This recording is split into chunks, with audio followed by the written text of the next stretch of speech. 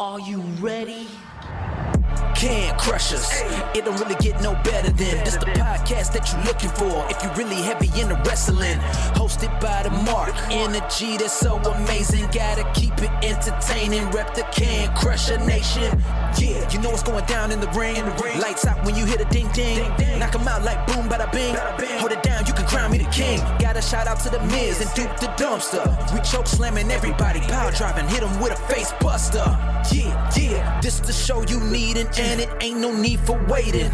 Mark, hold it down for the Can Crusher Nation. All about wrestling and keep it entertaining. Can Crushers Wrestling Podcast. Time to break 'em, let's go. Yeah. Can Crushers. Yeah. Can Crushers. Let's go. Hey, this is former WWE superstar Duke the Dumpster Drosy, and you are listening to the Can Crushers Podcast. How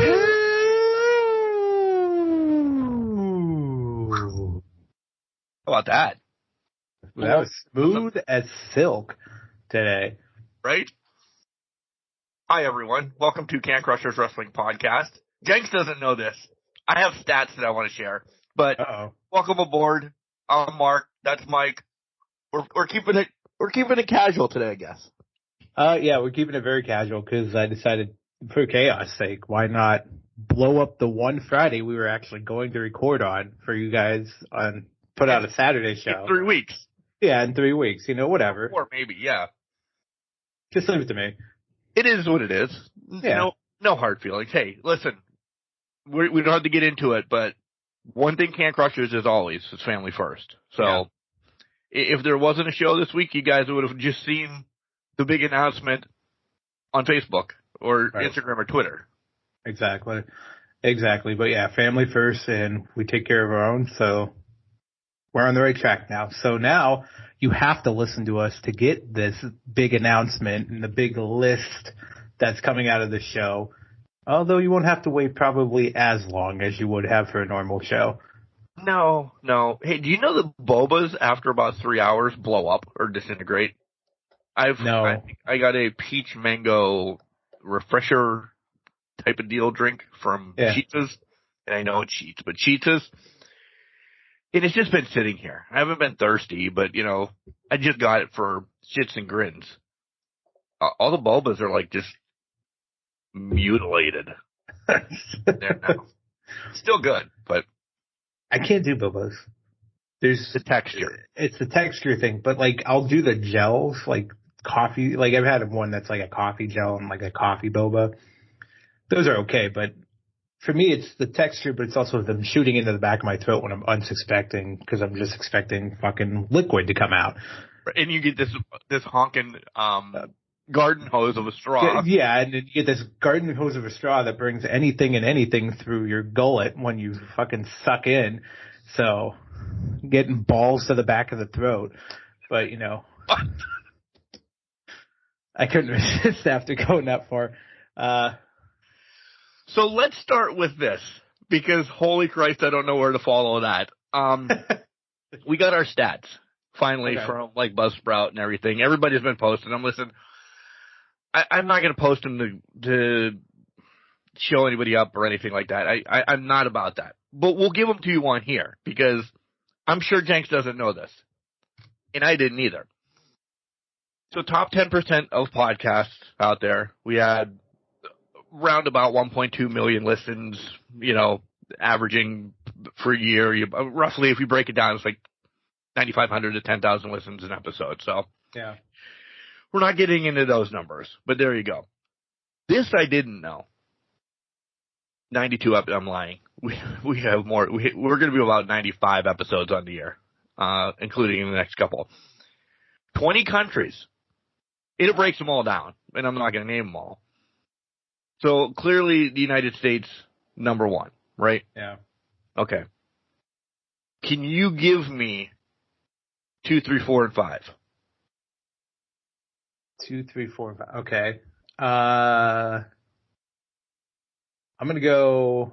I'll go 2 through 5.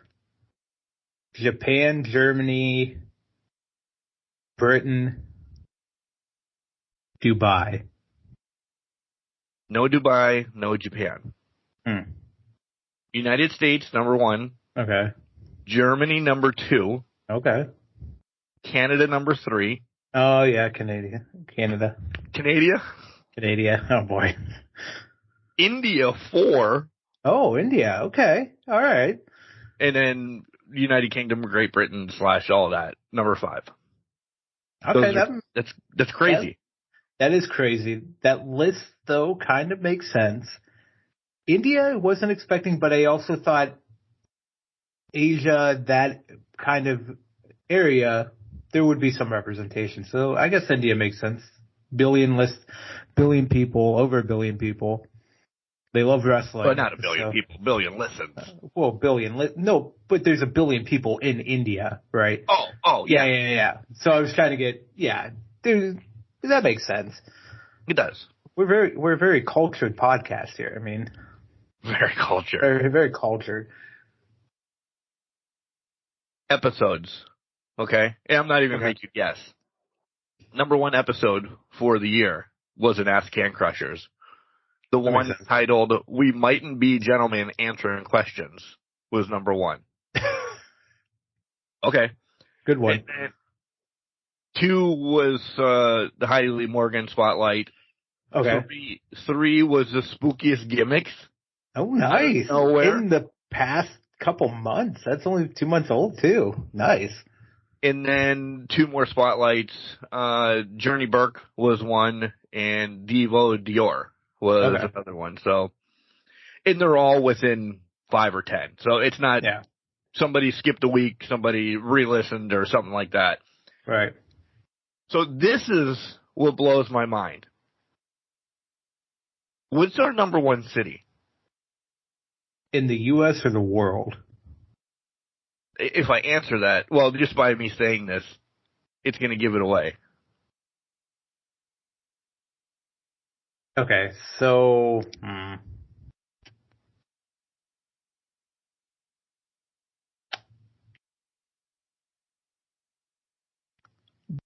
Dallas? Toronto. Really? Blew my mind. I mean, we have, like, Pittsburgh that is, again, it doesn't break them down completely. But Pittsburgh's in there, Louisville's in there, of course Erie, Ridgeway is in there. But Toronto is, I don't want to say head and shoulders above, but per listen, it's like 1,000. It's kind of head and shoulders. That's fantastic. I mean, Toronto is a beautiful... Love us in Toronto. They do. It's a beautiful city. They have great taste up there. So listen, they picked the best wrestling podcast there is out there. And then Council Bluffs, Iowa also makes the list. Council Bluffs? Yeah. I love you guys in Council Bluffs, but I need to look up where this is at, so I'm going to do that right now. And it just went through my head that it's not Des Moines. Where's Des Moines? Well, that's Iowa? It's the capital of Iowa. Yeah. Oh, okay. Yeah. Because I always make fun of Des Moines usually. Oh, that's fair. Oh, okay. Wow, this is interesting. What do you think Council Bluffs, Iowa is?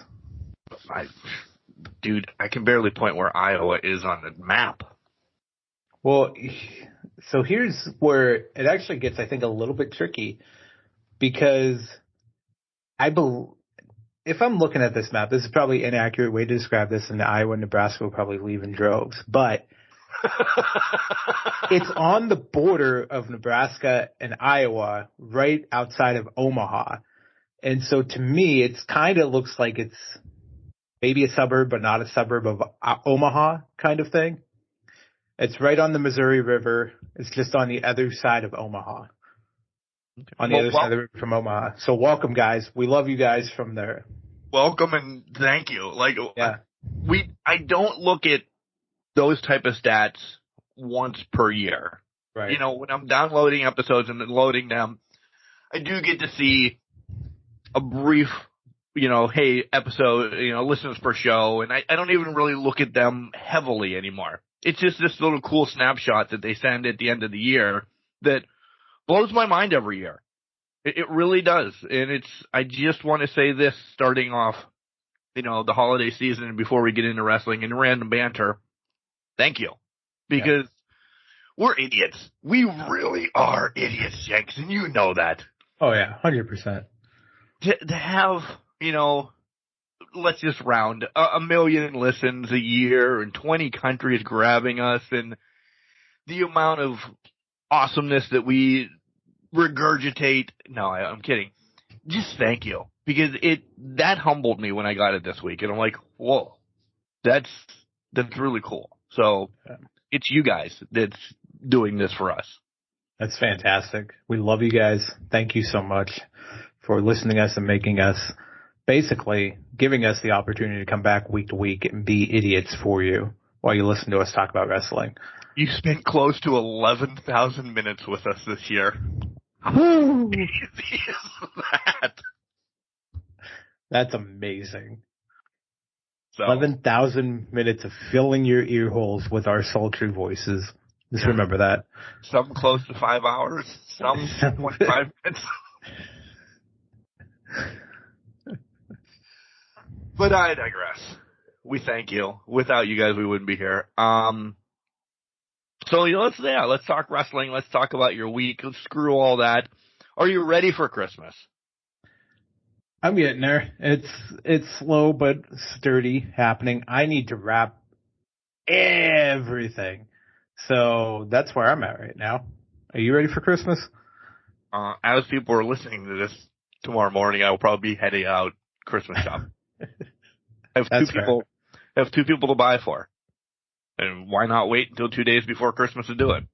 You must have it just down pat what you want to get them and know what the target is. Nope. Not a clue.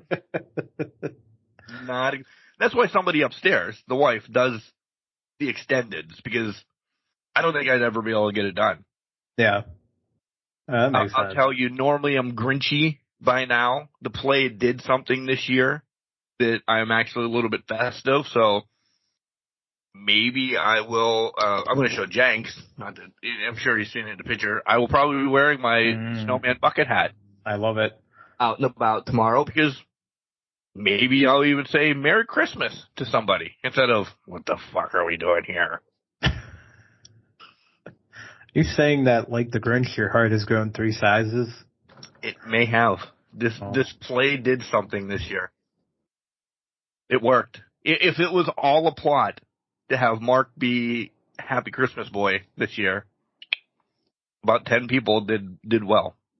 That's fantastic. It needed to happen. I love it. Did it? Yeah. Well, if it helps you get through the season, because it's been a rough one. It's not an easy time of year for a lot of people in that, going through it. And for you, especially, with everything you've experienced around Christmas time, it's kind of, it takes a lot out of you, and it can be a lot to kind of rebound and be in it. I was just going to bring that up. A year ago on Thursdays, you guys are listening on Saturday, as we record on Friday, figure all that out. It was the day that I got the phone call that I didn't have cancer after my death scare, essentially. Yeah. So it was amazing. Yeah. So, yeah. Thank God. So 'tis the season, and you get a little spark. Put another chew in.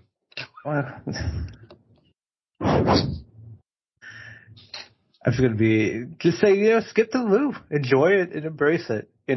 Move forward. Yeah, that's all we can do. All that. Merry Christmas. So we're going to dive right into hot topics. As we said, we're going to keep this a little bit short. The big announcement is coming up. Possibly only 2 segments. We don't know where we're going yet. But we're going to announce all the crushy. Maybe we'll just fast forward this, actually, probably. We'll do 3 segments, but it'll be quick anyway. Segment 3, we'll announce the crushies, and then make sure you guys DM us and all that, so we can get you on next week and da-da-da-da-da. You guys, we're going to charge you. What? Regurgitated. You want to try that again? No editing this week either, folks. It's just going to go on live. So depending on how this goes, this is what you get. One thing I got to bring up before we get to wrestling. Did you see that Florida State's suing the ACC? I did see that. What was it, 173 million or something like that for their buyout clause or whatever it was? Yeah. I guess to that point, like, where are they so desperate to go? Is it to the SEC to become, let's be honest, middle of the pack? I was going to say they'll get smoked by a lot of SEC teams. I know. I don't see that. They're not that strong. They're good this year, or they were good this year. They got left out, and I still think that's a blast. Yeah. But in 2 years, say Pitt's good again, they're going to be the one that drops down. You know, the ACC is exactly who needs to be in the ACC. Right. They're not I don't even think they could contend in Big Ten because they're not even a Big Ten type of school. There's so many Big Ten schools now. Like, next year it's going to be 18. Big 18. The Big 18. There's so many schools there anyway, so they'd get lost in the shuffle. All of those schools that are going to the Big Ten are going to get lost in the shuffle. And that's what I don't understand about the big expansion. At this point, they might as well just do a 5-tier system and do relegation, that type of thing, and try to make it like a Premier League soccer. Exactly. That's what let it go. Let it go. Let it go. Somebody goes up. 2 teams can fight to go up. 2 come down, and just make it work.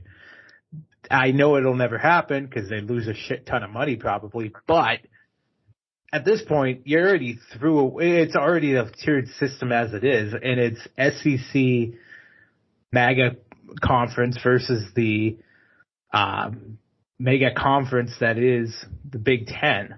So there's your 2 top tier systems. What's left?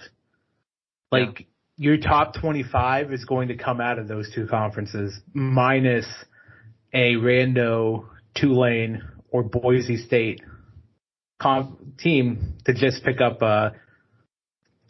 sympathy votes at this point. Yeah, I preach wholeheartedly. I agree. I agree. It's just, it's rough, and it's only, and it shakes out because we're talking football because it's football season. I think it only affects football. Like, you get into softball, which is less than 60 days away now, and MLB is less than 100 days away, essentially, as well. So all this is rolling back around. I think somebody got kicked out of the fantasy playoffs this week, or is it me playing you this week? You're playing me this week, so we got you lost. But okay. I had a bye, so I can't lose. But I mean, writing's on the wall. I've lost a wide receiver in my quarterback already. And I'm gunslinging with Sam Howell to beat you this week. Dude, he's got a lot of good points. All my other leagues. He was good 1 point. Now he's kind of like So I need some big weeks for my big stars that are out here playing. But may the best team win. It's only projected to be an 8-point difference between us. As of right now, 59% me win. Yeah. And that's actually with Cooper Kupp only getting me 4 points, close to 5 points this week. I got lucky with that. You did. Son of a bitch. I do wish I would have kept Puka Nacua in this league, not traded him away. But I think my other teammates, we can do it. We can make this happen. So miracles do happen. Miracles on 34th Street. Miracles on 34th. Exactly. I won't get kicked out of the Judgment Day if I lose this. So, I mean, it should be all right. We should be good. All right, let's round it. So you brought that up. Listen, this is where we're going to stick and say, and it's going to be kind of another crapshoot show. Just time, this, that, and the other thing. So we're going to throw things on the wall and talk about them, but they're going to be relevant things comparative to last week. We were like looking at a whole general thing. R-Truth pseudo in Judgment Day is the best thing the Judgment Day has had. I laughed. I thought it was brilliant. And I wish they would have stuck that JD got eliminated from it. Yeah.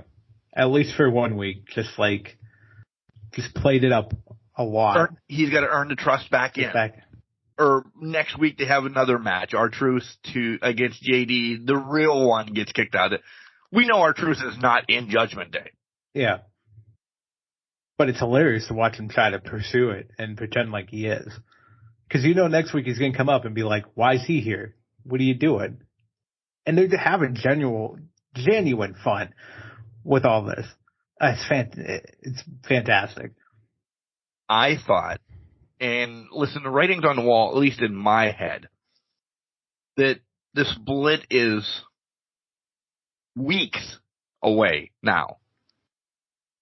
And I thought it would have started this past week with R-Truth doing something, or JD, or both, in the main event, having them lose the tag titles to the Creed brothers.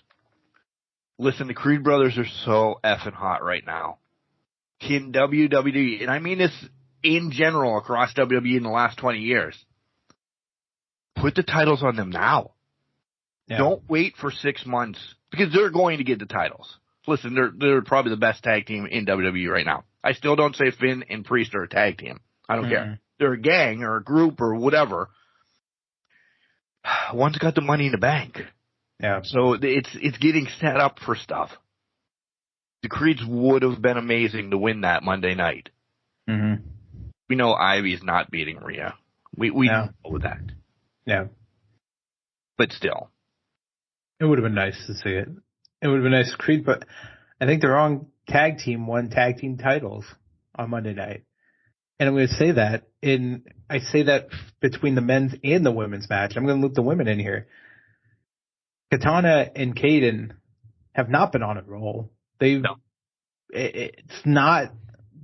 just something to get it off of Chelsea and Piper right now. And I get why they flipped the title. I think I understand why they flipped the titles, but at the same time, you didn't build this team up to win it. The Creeds have been running rampant for weeks, and I get it's two different titles. We know the women's title has been mismanaged. But by God Almighty, the men's title, it shouldn't have changed. It should have been the one to change. Then it sets Priest up. It was a bad night for Judgment Day. Priest as the leader again fails. JD gets kicked out. They lose the tag titles. It's falling apart with Priest as the leader. He's losing momentum to have people backing him, and it's furthering the split. It just didn't happen. It just did not happen this week, and I think they booked that a little bit ass backwards.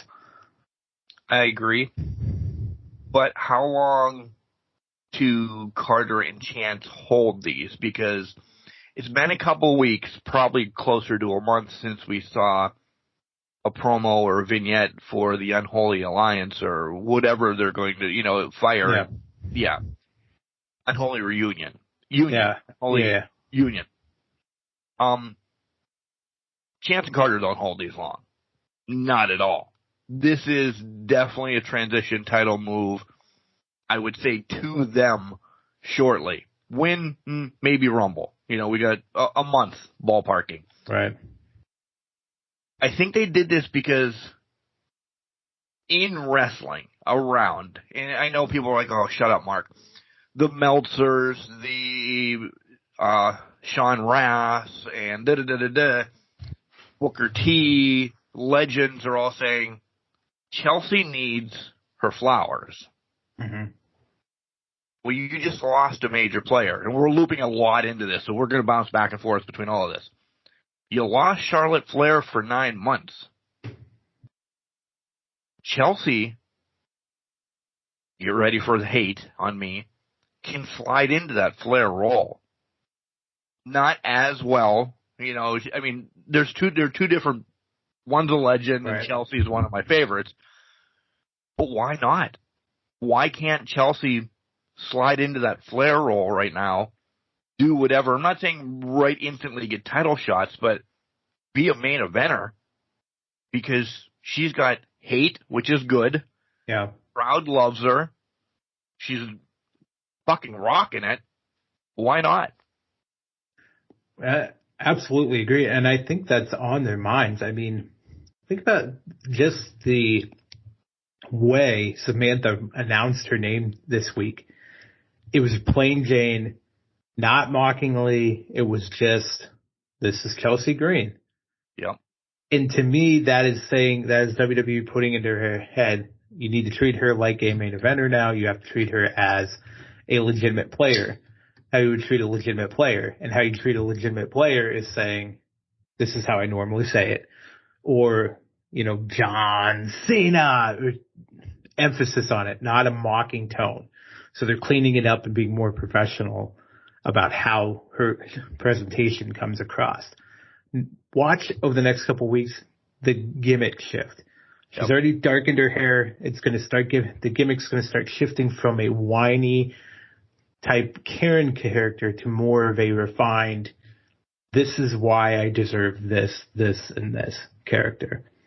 I think you're on the right path, but now they have to present her like a main event player, so the act has to be cleaned up essentially. I think she has a good showing at the Rumble. I don't think we see her maybe because she took the loss. Right. So we have to forget that she took the loss in the tag championship. No instant rematch or anything like this. Like if they've made the switch, they can stay with it as bad as we think it is. Yeah. They can stay with it. Don't wrap them back around. Have her come out with this new gimmick, sorta. Have a good to great Rumble. Mm-hmm. Not win the Rumble. We know that. She makes her way to Elimination Chamber. Nice showing there. Maybe one of the last 3. And she's going to get thrown into whatever nonsense match. Whatever happens. Yeah. But she could be a contender for whoever has that title at, what is it, Backlash then after Mania usually? Yeah. WrestleMania Backlash is what they call it. Yeah. But maybe she sniffs there or the next pay-per-view a title. Oh, we've just booked her now for 5 months. Now you only have 4 months of worrying about what the hell you're going to do with Charlotte. You have other players jumping in and around, but Chelsea could be on that path to get 1 or 2 of those title shots at the, air quotes, subpar pay-per-views. Why not? Yeah. Why not give her the exposure? Because that's how you start to really catapult people to an upper echelon. I mean, they just did that with Shinsuke. Seth and Shinsuke at Payback, or whatever the hell, it was Payback, after SummerSlam. That was Seth's opponent after SummerSlam. It helped build them up more and more. And Shinsuke is now in a position with Cody Rhodes. It seems like a legitimate threat, although we're pretty sure we know Cody's going to come out on top of this. But now Shinsuke's a threat. So they've rebuilt Shinsuke. They're going to do that. Now they're starting to play with each of these players, and Chelsea's going to be a perfect example. Establish her as a threat to the title, even if it's just for 1 to 2 months. Establish her as a threat. She can linger. She can pop in here and there to have those, to take it to the next step, to take the champions to the next step. She's the veteran talent in a lot of this. When you have a lot of younger women coming through being the champion, Chelsea can be that guiding light to kind of help get them to the other side. It's that veteran presence. It's to help carry them through. Yeah, she's got plenty of years of wrestling knowledge from the Indies way back in the early 2000s to NWA and TNA and all of that. So yeah, she's a name and she carries value. Yeah. So Charlotte, if we're going the whole 9 months, injury we're going to say December, okay? That puts her to September when she comes back, thus missing 3 of the big 4. Mm-hmm. Do you wait then and let her? She just signed a multi-million, trillion, bajillion, one of the highest contracts ever. Do you wait until your pseudo 4th big pay-per-view of Survivor Series and bring her back and not waste her in October at whatever? I think they bring her back in October because I think that's when the new deal takes effect for the TV show. So then your premiere show holy shit, Charlotte's back. You know, that's a big name on the pay-per-view. But I do effectively think they wait until the Survivor Series to bust her out into action, probably at a War Games or something along those lines. And they could just hold off. They could hold off for the premiere and just say, okay, we're going to debut you for Survivor Series at War Games like we did for Orton this year. The possibilities are endless with how they want to utilize Charlotte, but I know it's going to be in that 2-month window. Whether they use her at the pay-per-view, probably not. They might expedite her to try to get her through, because I think the Berlin show is at the end of August, so maybe they try to get her in for the Germany show to just have a bigger pop, maybe, but that could be forcing it. I can see that at least calling out her victim or next opponent or whatever, saying, hey, listen, I'm not 100%, but I'm X amount of weeks away. Whoever's got that championship, I've lost 9 months. I'm going to kick the ass. Yeah, I'm coming for you at that point. Yeah. We talked about this as well, and anytime you want to bring something up, please. Go. Yeah. We talked about this a little bit too. I think the writing's on the wall is Jade now has to go to NXT. Yeah. I mean, from all the reports that we're hearing, and basically the stalling out of her presence on screen, Jade's the NXT star that they need her to, because if she's going to run through people, they're obviously really hesitant to bring her on screen because they think she needs refinement of some sort. So I think it's NXT. She can run through people on NXT, but then it's like, okay, well, I'm going to run through these people on NXT. That gives me the time to hone my craft, refine my character, put me in the best position possible to maybe in a year step up to the plate and be in the big leagues, basically. We were talking about contracts. Another one I want to bring up real quick, and like I said, this is all Nat stuff going on in my head. AEW now no longer talks with Monet. A lot of lingering conversation that, I mean, her and Bayley are best of friends. Bayley had been for about a year trying to get her back. There's now talks. Rumble. Yeah, and Bayley just signed that multi-year deal, and it's fresh pen to ink. I don't think Bayley signs that deal unless she's got some sort of confirmation her friend's coming back. Because I think Bayley was going to sniff the outside world. What does it look like on the other side, through the proverbial door? On the other side of that door, the forbidden door, what does that look like? There's endless opportunities, but then her friend Trips could have been starting to talk with Monet. Things start smoothing over. Holy shit, if Punk can resolve issues, maybe I can too. And my problem was, and the same with Punk, mostly resided with whoever was in charge previously. And what was that name now? I don't even remember the name. I think he's a French villain now, but I don't know. But now it's, okay, if Punk can do it, I can do it. So let's have that conversation, Paul. Let's have that conversation, Mr. Levesque. It doesn't mean she comes back at the Rumble and wins it. Right. But that too, maybe she does. That's whatever we just said about Chelsea, and I don't mean this mean. Whatever we just said about Chelsea, there's your 9 months. If it's Monet, Banks, whatever one she's going to go by. Yeah, it's literally that, because, well, Charlotte's gone. That was our WrestleMania match with Bianca, because at some point Io's dropping this title to really put that fast track, that breakup of Damage Control.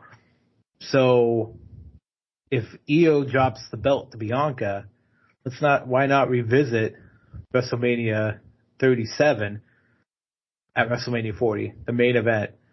Bianca, Sasha, run it back. It'll take the house down, and then that brings her party back. It gives Bayley a partner to work with, or a partner to team up against Damage Crew. Yeah. I'm shocked Bayley's still there now. I am too. I thought it would have happened already, but I guess and I'm not saying it's on the same level of Bloodline, but maybe that's what they're banking on, lack of better terms, is we need to fast pace this maybe around Rumble or something, build this up to not the level of the Bloodline, but just a Bloodline-esque kind of break where they gang up on Bayley and she's got to tap her only friend in the universe. I like it. And then I said the unholy union getting the titles, but listen, I think there's a team out there that's jumped them even too. And it's the Kabuki Warriors. Yeah. I wouldn't be surprised if it's another TV title change just on SmackDown. Oh, I wouldn't be surprised either. It gives more relevancy and more. It really further solidifies the strength of that group once Dakota kind of started to be the leader of it. Yeah. So I think it furthers the resolve of Bayley's the problem, not us, that type of thing. So I think that opportunity is there, and I think you're right. It could be the Kabuki Warriors are going to take that. They could be the ones that it transitions. You were alluding to, I think. They were the ones that they transitioned the title off of them.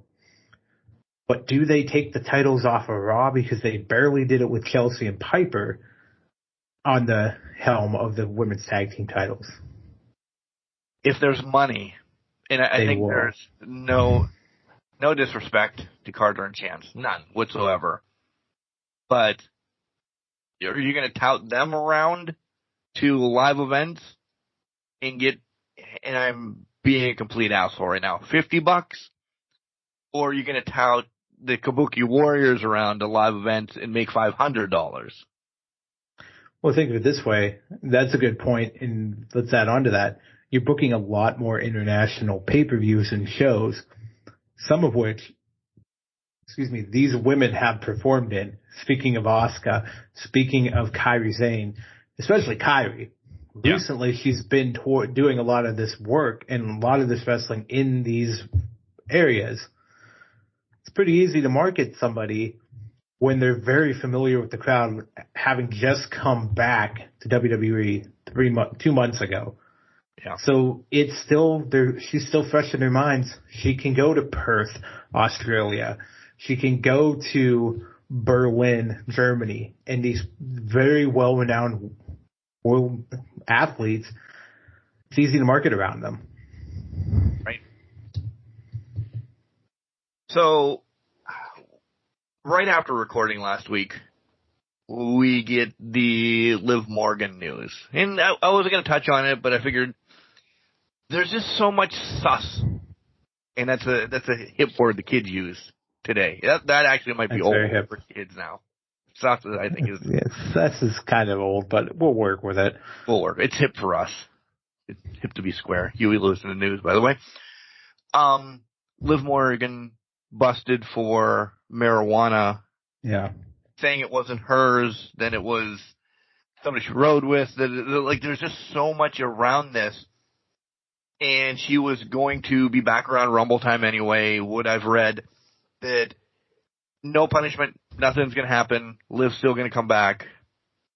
Is there a double standard? And I'm going to stir the pot. Is there a double standard going on? Because say Ali, when he was with the company, got bit in the ass by this. There's a suspension then.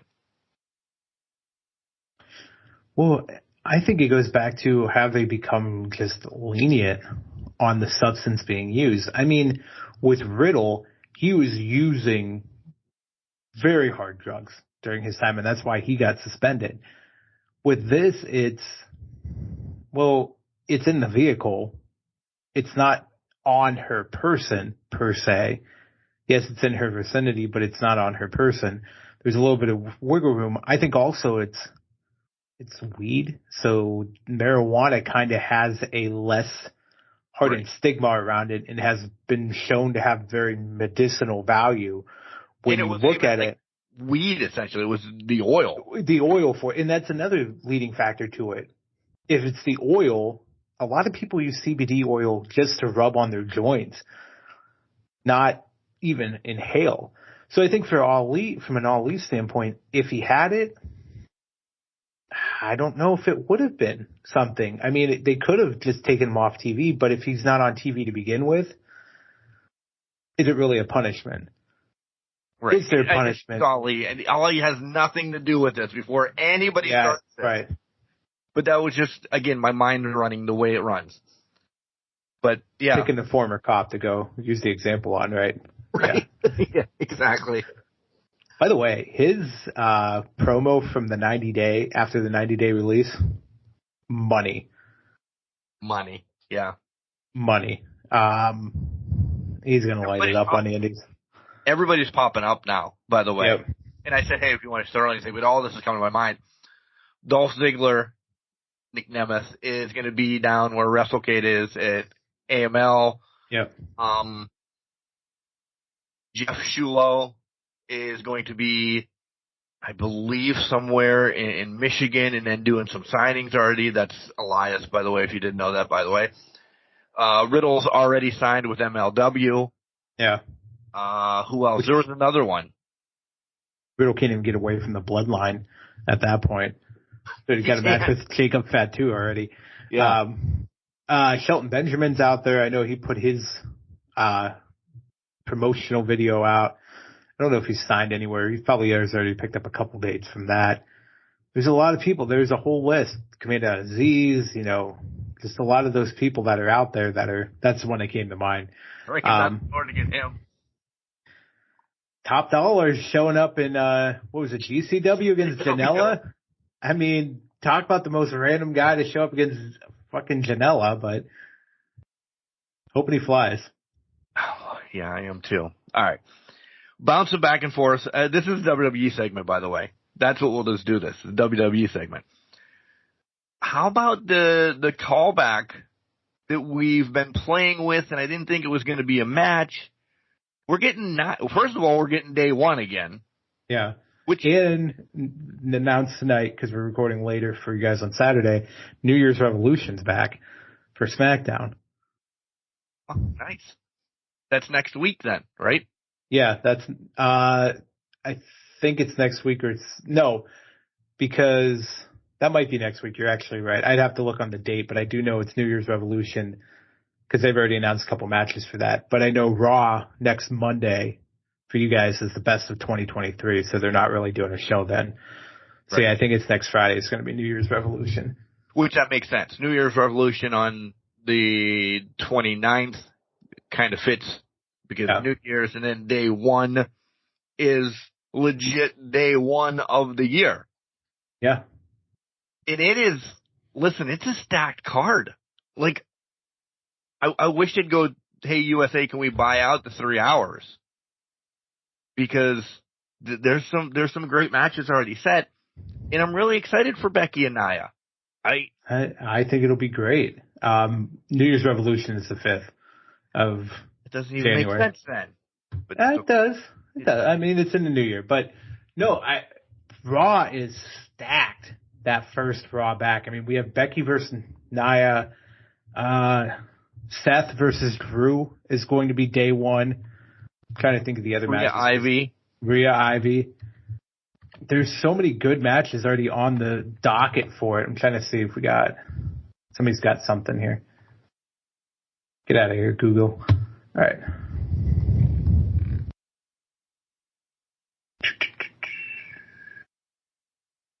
No, it's giving me old stuff. But anyways, there's a lot of great matches that are going to be on the card and shaping up to be one of their, I don't want to say all-time best, but it's going to be a really good kickoff to the new year, I feel like. It will. It will. You brought up a name, and I forgot to bounce back to that as well. Shinsuke, okay?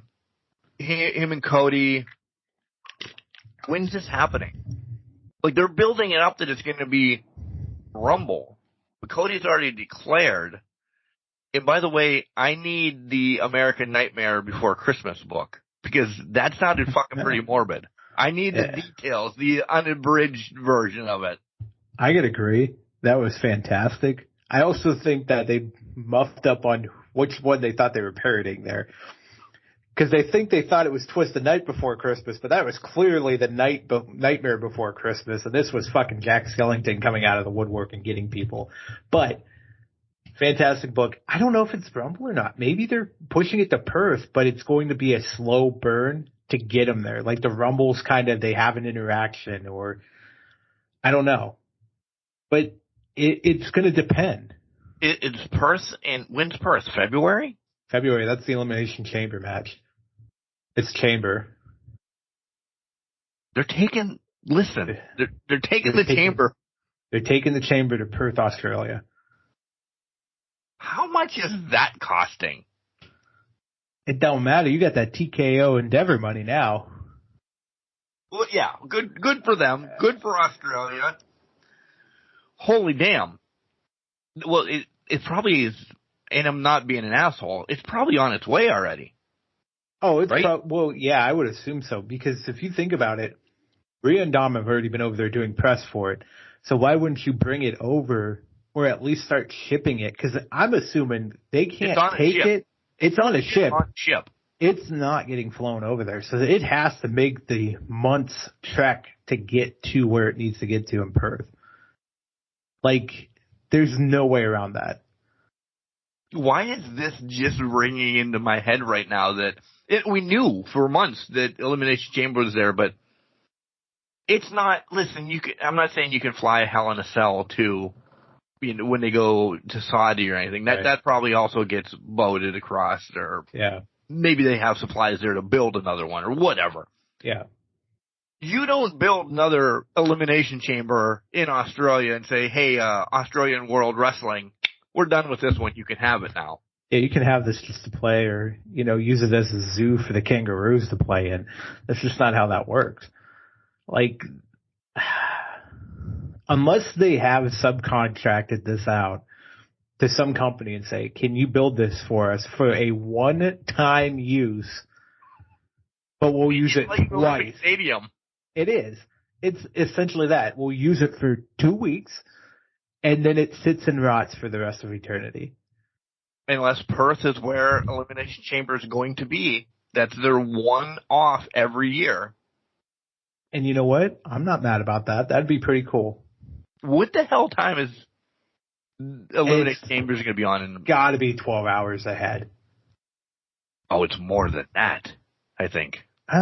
Maybe. Who knows? Let me look. We're looking. You bring that up.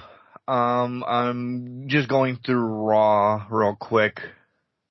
Essentially, we touched on everything rough on Raw, so we'll go back to SmackDown last week. It's 11:01 a.m. in Perth. So it's tomorrow morning, or for you guys, it is Saturday. Well, we're recording this. It's 10 o'clock Friday night. It's 13 hours ahead of time. So whenever you're listening to this tomorrow or the day after, whatever, think 13 hours ahead. So if you're listening to this at 10 a.m. in the morning on Saturday, it is 11 p.m. at night on Saturday night. So we're getting, I would imagine, it's going to be a Saturday morning pay-per-view. Yeah, because if you remember, do you remember when they did the Beast from the East pay-per-view? Not at all. So this is from 2015. It's like Beast from the East or Far from the East, whatever. It was from 2015. They did it in Japan, and this is when Finn Balor won the NXT title from Kevin Owens. It started at 5:30 in the morning, our time. And that was from Japan. Fucking fantastic. You don't know how excited, like, I'm holding it back. I'm excited for a Saturday morning pay-per-view. Right? Wouldn't that be awesome? First of all, there's nothing in February. Nothing to do. There's absolutely nothing. And it's, what day is it? The 24th? Yeah, 5:30 p.m. there. It's probably 4:30 in the morning, our time. You know what February 24th is? This motherfucker's birthday. No, it is. That's right. Yeah. So I get Elimination Chamber at 4:30 a.m. in the morning on my fucking birthday. Wake up at 3:30 to watch the kickoff show. Watch kickoff show for pay-per-view in Perth at 4:30 in the morning. watch it until 7 o'clock in the morning, take a nap till 11. You got the whole day. I know. You know what? Kimberly's going to be in the house by then? What the fuck do you want to do for your birthday? Well, my motherfucking ass is going to wake up at 3:30 in the morning to watch a goddamn pay-per-view, and then we're going to sleep some more. It's going to be – we're going to have to record maybe a little earlier because we have to go to sleep as soon as we're done recording. I can't be editing until midnight. No, you can't be. You got to fall asleep if you're watching this live. That's where our heads are this week. Are you planning my birthday? Yeah. Going back to SmackDown last week, I thought SmackDown was a really good show. Yeah. Listen, I say this all the time, but I will continue to say it. WWE product is just so much better when Roman is there. Not that it's bad right now. I'm not saying it's bad. I'm in love with WWE again, what they're doing, for the most part. I think it helps. I think Roman helps bring legitimacy to what's going on in the ring. Because it finally gives that central North Star to a pay-per-view. It's no longer, we're chasing nothing. There's nothing going on. We have to build these secondary players and all this stuff, which is fine. But now it gives that Northern Star back, and now all these top guys that are kind of floating along can immediately go, I'm here for this. I want Roman. I'm not here to play games with AJ or LA Knight or Randy Orton. Roman's my shot. Speaking of, you've named everybody that ended up in the main event part of the show, which is, listen, once Roman said, I'm going to start naming the new tribal chief, the guy, the next, I knew it was going to be Solo. I think everybody did except Jimmy, I mean, except Jimmy. He was the only one who was taking his shirt off, getting ready. Randy Orton, and I'm comparing, but not for what he did. Now looks like Barry Bonds compared to everybody. You know what I mean? Barry Bonds on the Pirates compared to Barry Bonds on the Giants. Randy Orton was never that big compared to Roman. Roman Reigns a big dude. Randy now out-towers him. He may be as thick as Brock Lesnar as well, too. Yeah, what is going on? Because it looks like he grew like 5 inches, and maybe that's because his back needed that surgery that badly that it kind of gave him 2 inches of height. Because that does happen where you're so slouched or your discs have compressed so much that once you alleviate those, you're taller.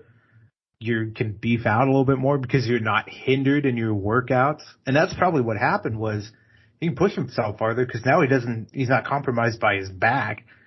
So now he has the strength to do it. Listen, I think we all know that, I don't know, writing's on the wall that Cody's going to get it. But I think all right if it was Randy and this story had to continue another year. I think it provides an interesting dynamic because now it forces the attention from if Randy's going to be the one, and when you guys are listening to this, you will already know that there is a triple threat match set for New Year's Revolution to name the number one contender for Roman. You could guess which ones they are because I've already seen some sheets from us recording in that. AJ, LA Knight, Randy Orton. If Randy is the challenger at Rumble, which I think 99% of us know it is, what an interesting dynamic of he could still finish the story with Randy or Roman. Yeah. It may not be beating Roman for the title, but it's him getting the title from a mentor or somebody he looked up to. But there's also so much history between them as well. Randy Orton has beaten Dusty Rhodes in a bull rope match. Yep. I think the last one in the company's history, if I'm correct. So there's history there. There's a shit ton of history there that says, motherfucker, this is cinema because it's going to say either man could win this.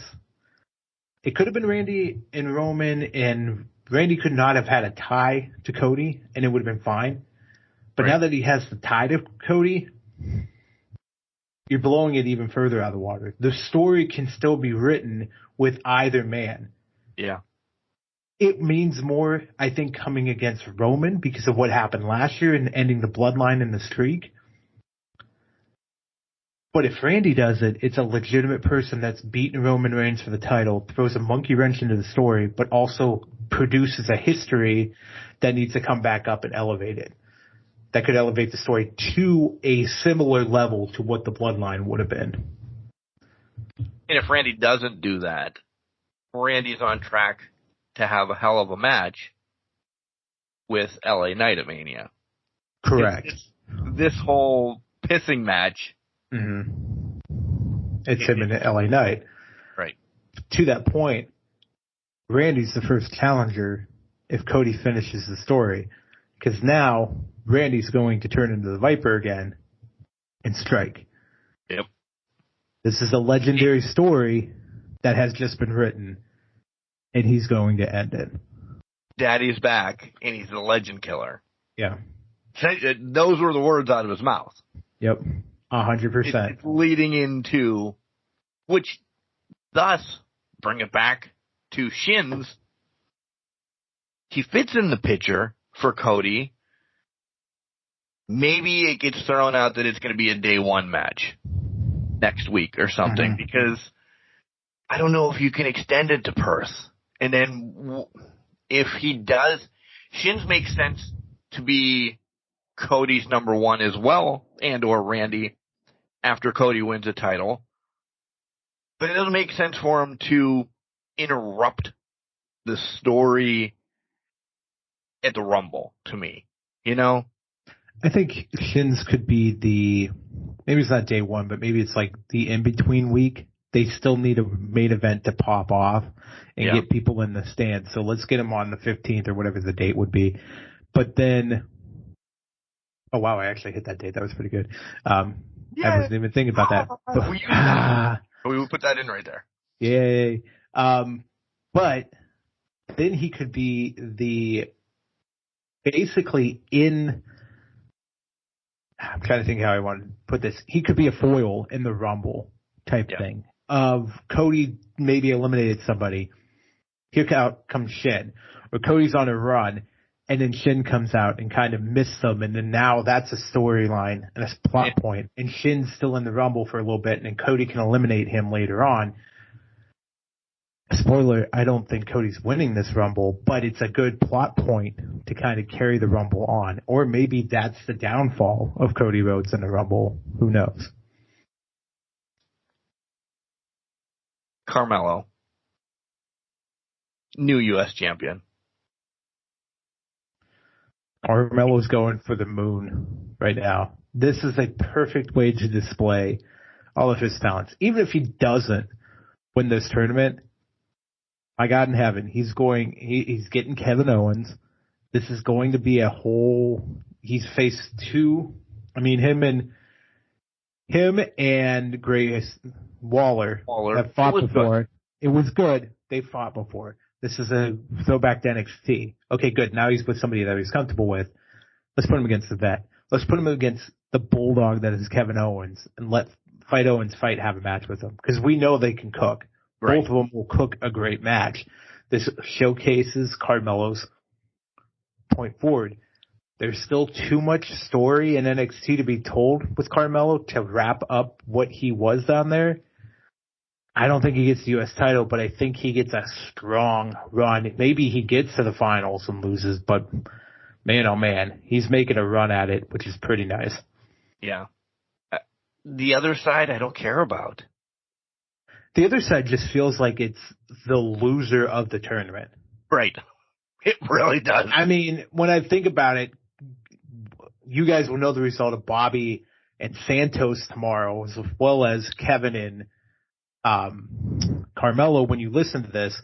But it's really been who's been focused on and who's been kind of left behind. Besides Santos kind of being, oh, okay, I beat up Bray and I've thrown him out and,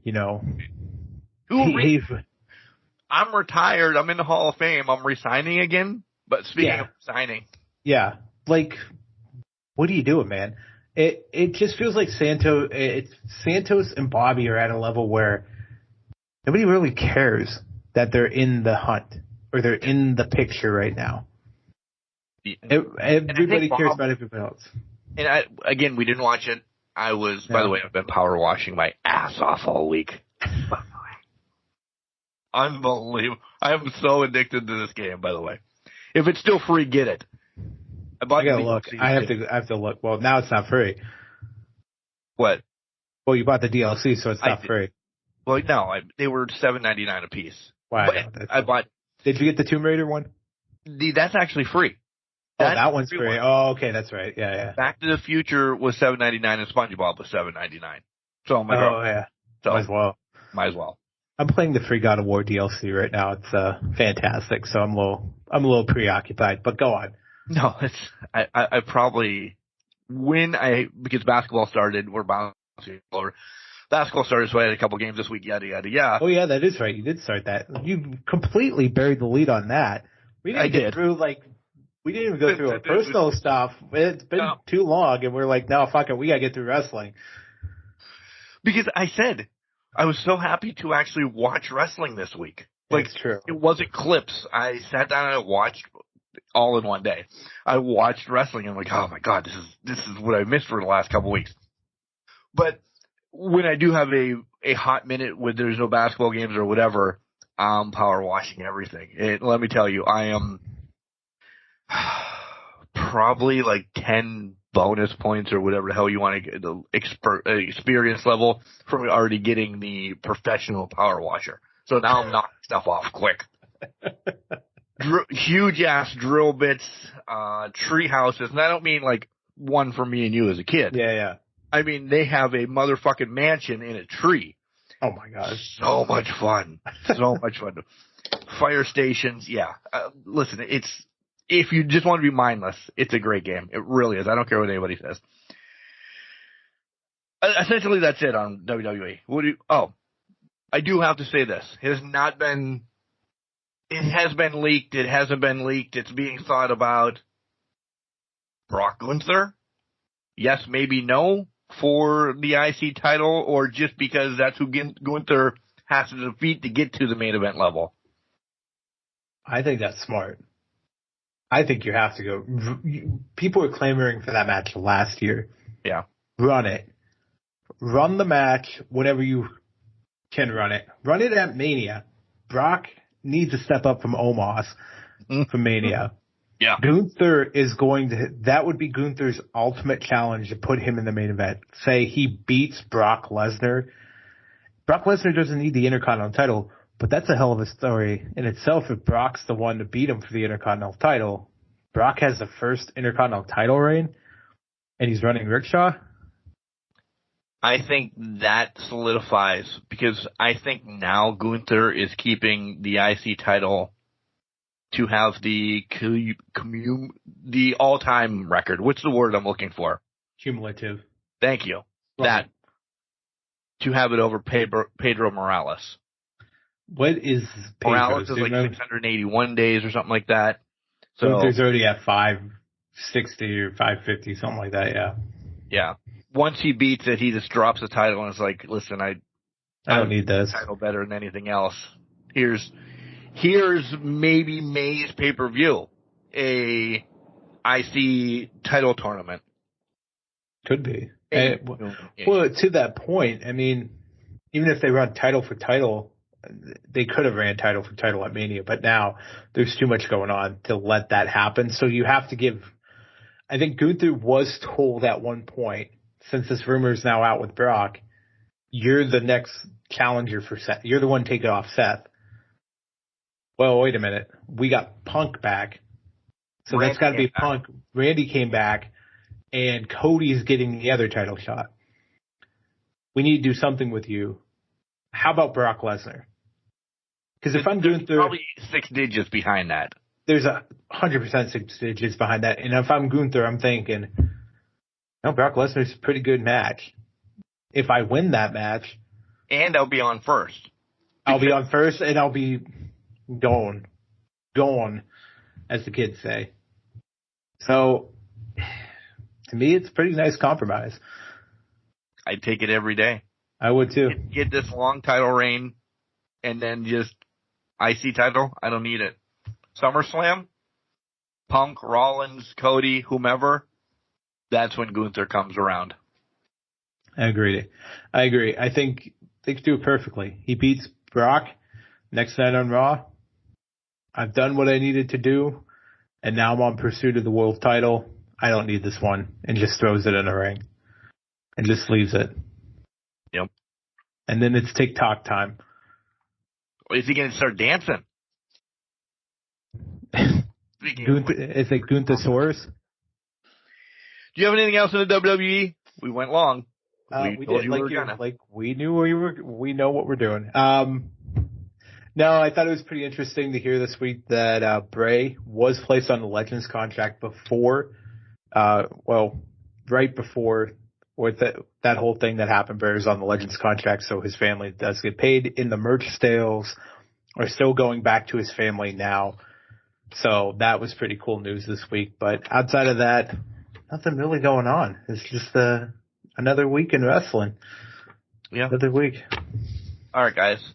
No, we don't have to pay the bills this week. Just go back and let's do all the other ones that we paid because we're fast tracking this. Next segment is AEW time. AEW. Let's do it. Wrestling. A love and a passion we all share. I've started a wrestling brand. The wrestling brand.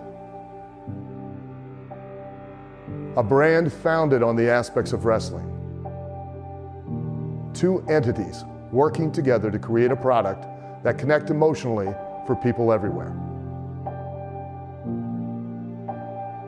Collar and Elbow is the brand.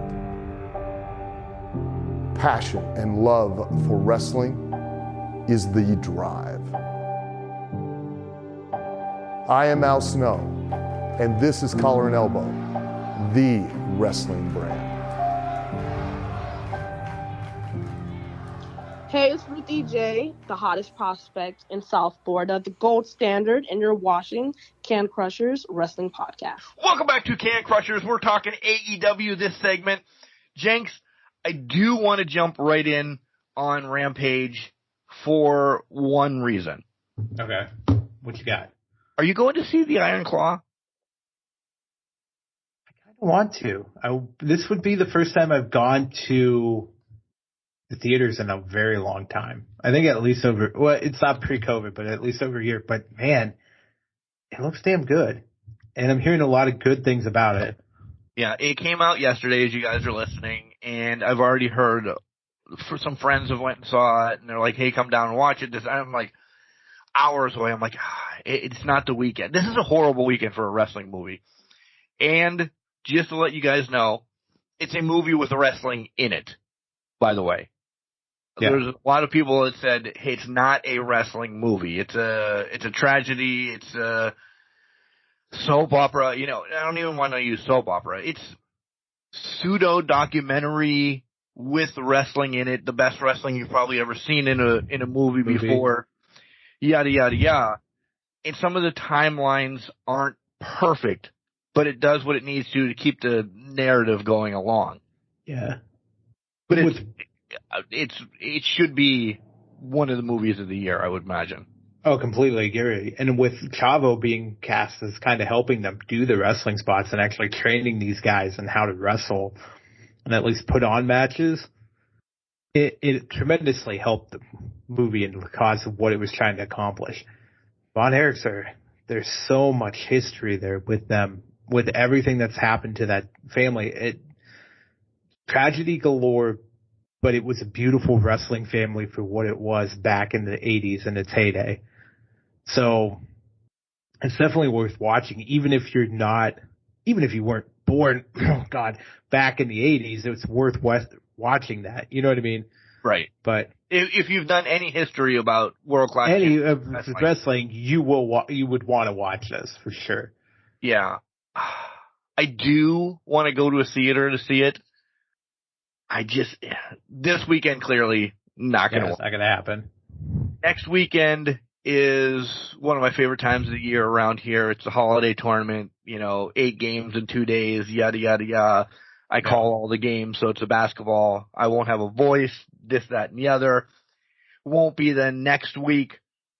Will it stay in theaters around here for 3 weeks? I highly doubt it. So, I contemplated about going to Pittsburgh or Wilkes-Barre or Scranton or something to watch it with some of the buddies. I just can't make the trip, so I might have to wait. And that sucks because this is a movie I really, for a year, 2 years that we've known this movie's coming out, I just can't squeeze it in. And it might be one that I buy and keep. There probably will be one that I buy and keep. But which is smart. Yeah. I think that's a good decision. And that's the tough thing about it coming out at this time of year.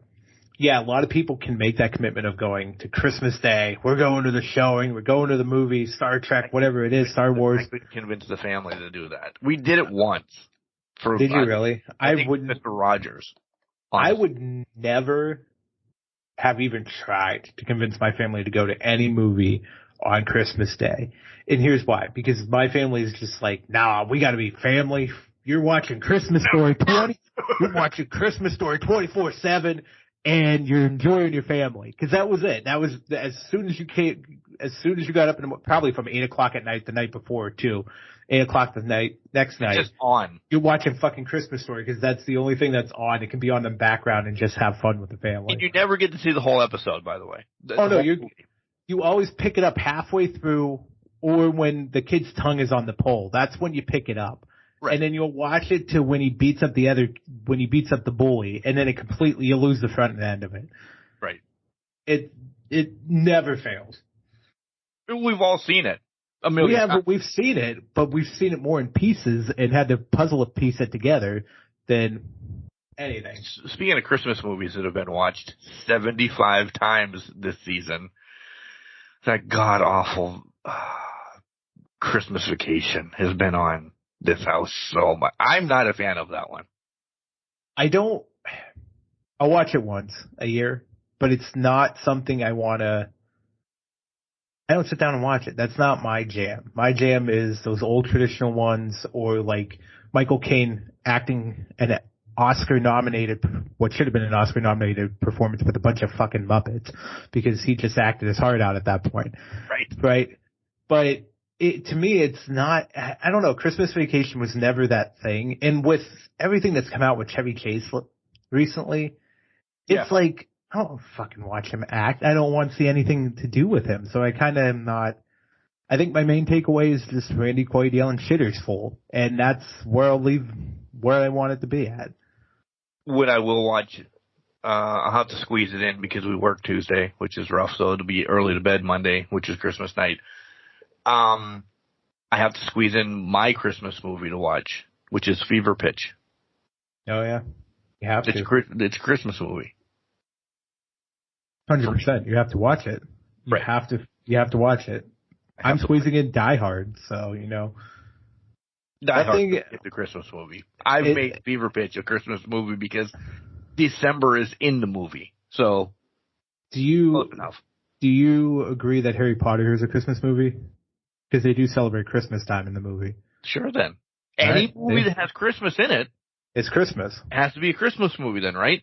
I would agree. If we're going as Die Hard is a Christmas movie, get ready because a lot of people are going to probably jump on this.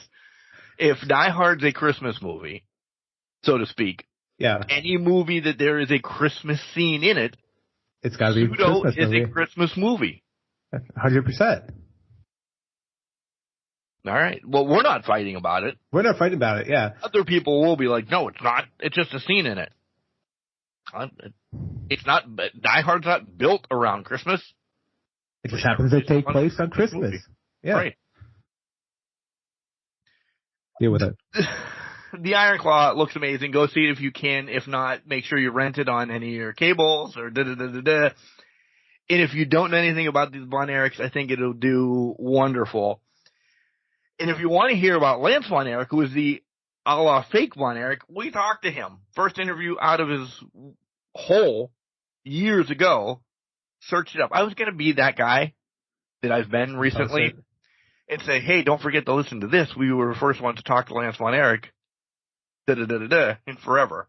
By the book, by our buddy Vinny Barry, Lance by Chance at Wrestleville Podcast, He's almost done with this book, just to let you know.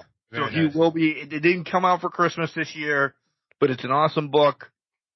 I know who it's by. If I mentioned it before, probably shouldn't have. Go back and find it. But I think you know. No, I don't think I do remember it off the top of my head. Okay. So I think you're good. I don't think you announced it on the podcast because I think you would have gotten some very strongly worded hate mail from Vinny. Some people. Yeah, from Vinny. But I'm excited about this one. I digress. The Von Erichs and Orange Cassidy against Hager and old 2.0 or 2.0 or Lost JAS or whatever. I was happy to see them on TV on Rampage. Rampage was, did you watch any Rampage? I can run through it quickly. Yeah, I watched bits and pieces of it, so you can go ahead, run through it. It was good. It was a first Rampage I've watched in a while. It was good. I like Ruby discussing the loss and saying, go out and beat Riho, Saraya, But, yeah, we don't have to, why am I breaking it down? We didn't break down WWE like this. You should have stopped me. We should. See, you're just going to AEW. You just wanted to break down. You were excited. So was there anything, the Von Erichs was an exciting piece to you. Was there anything else that was exciting to you on Rampage? No, I hated the main event. I knew that's what I wanted to hear. That's the sound bit we needed because even though I only saw bits and pieces of the main event, I knew you would hate it and disagree with Justin Roberts, who said spectacular match on it. So for me, too much. All right, now we'll just go in general again as we did for WWE. All right. I don't want this tournament to end. I really don't. No, it's too fucking good. Like, they have done a tremendous job with this fucking tournament. Between the blue and the gold, there's so much suspense and action and like, holy fuck, who's getting eliminated today, who's not. The mathematical part that came into it. This tournament has just bar none been one of the best things that they may have ever produced. A triple threat on the blue side. Now, is it the blue side or the gold side? See, I don't remember which side is which side. I know who's in each side. But now we have Mox against White against Swerve. Listen, a month ago when we started, we were like, oh, this is Mox's the whole way. We picked one of those two to go up against them probably, or maybe we never figured the finals were going to be a triple threat. Right. I didn't even think the finals were going to be a triple threat during the match. I thought, all right, Jay's going to injure him. We're going to get kind of what we wanted. Yeah. Swerve to beat Mox the next night or something. It still might happen. But we thought it was Swerve Mox, Mox going on to take on Danielson. Yeah, right. I don't know. I don't. They've instantly made Jay White with that victory over Mox, and they've done it perfectly. And they knew what they were doing. More than when he was holding the title from MJF. Exactly. Because Mox ran through his table, barely beat Swerve, but he ran through his table. And then Jay White comes out of nowhere with one Blade Runner, ends Mox.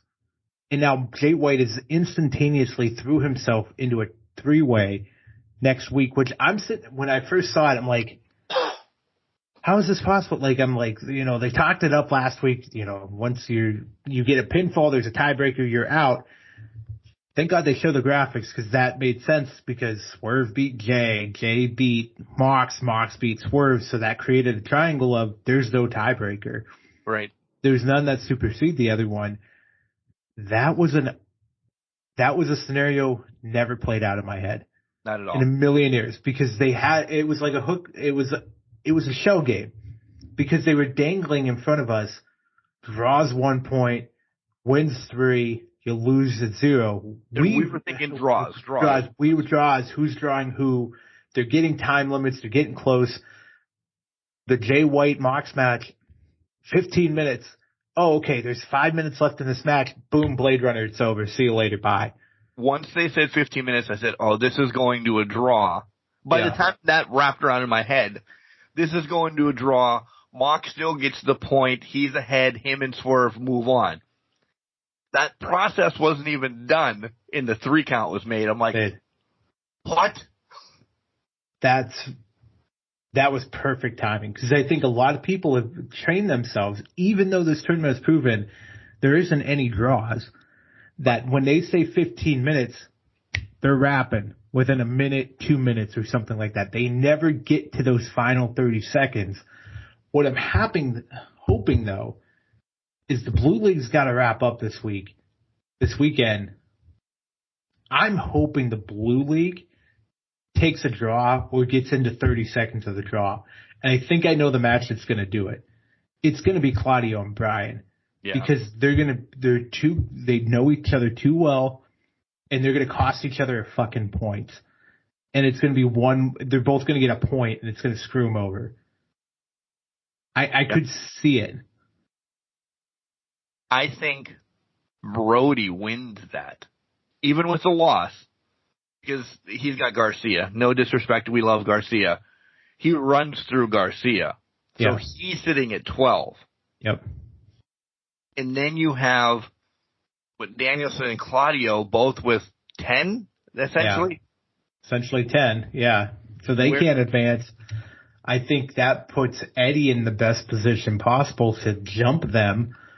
I'm hoping they have a card out here on their thing, but that should put Eddie at, let's say Eddie wins his match against Andrade, because that's a big match for Eddie to win. Because that has been Andrade Danielson, maybe, which we saw, right? Did we see that? We did see that. And Andrade basically tore Danielson's eye off, basically attacked the eye to win that match.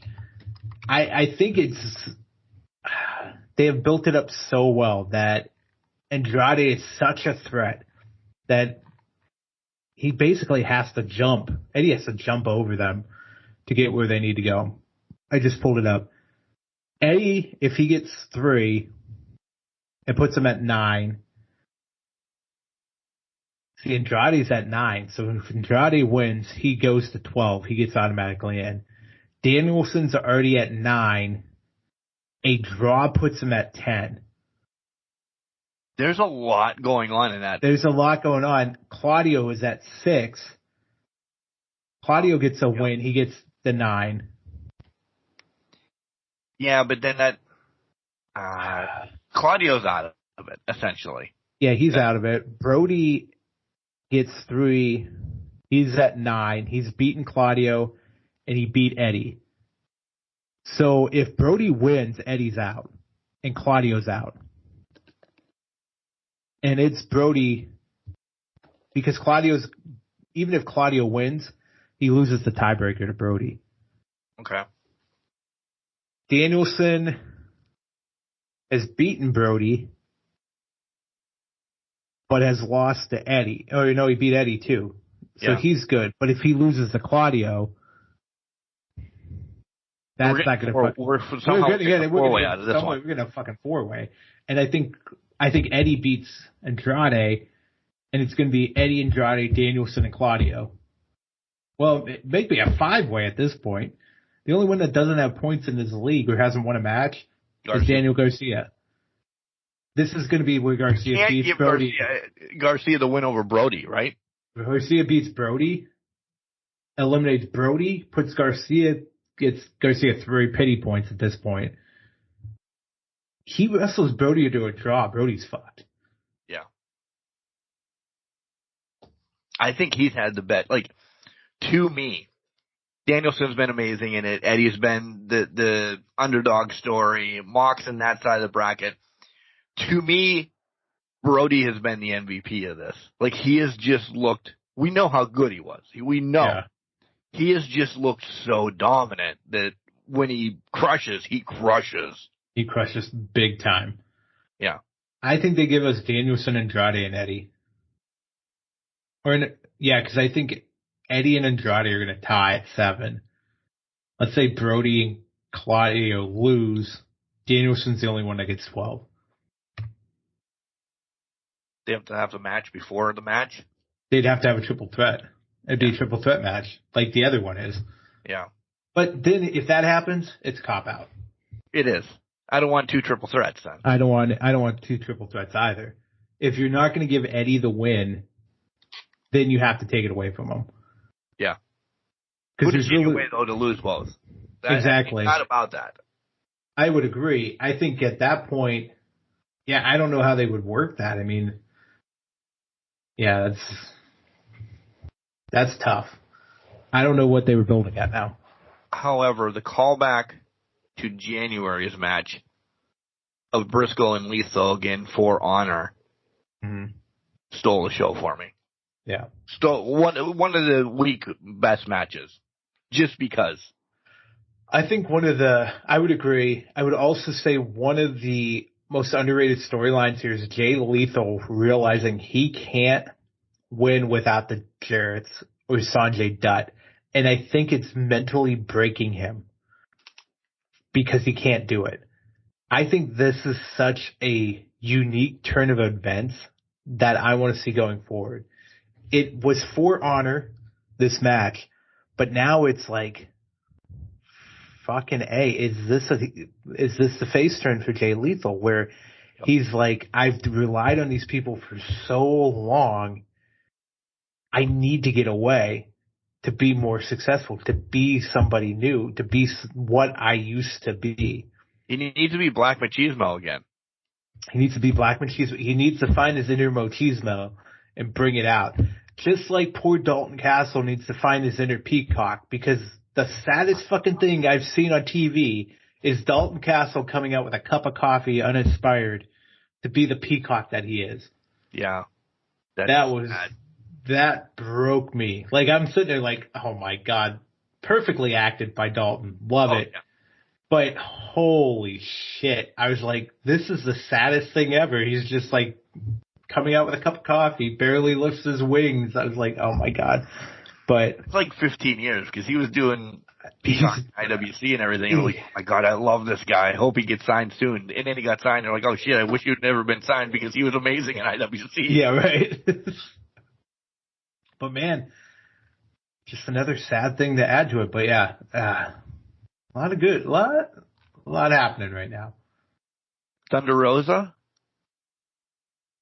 I love it. Excited about this? I love that she's back.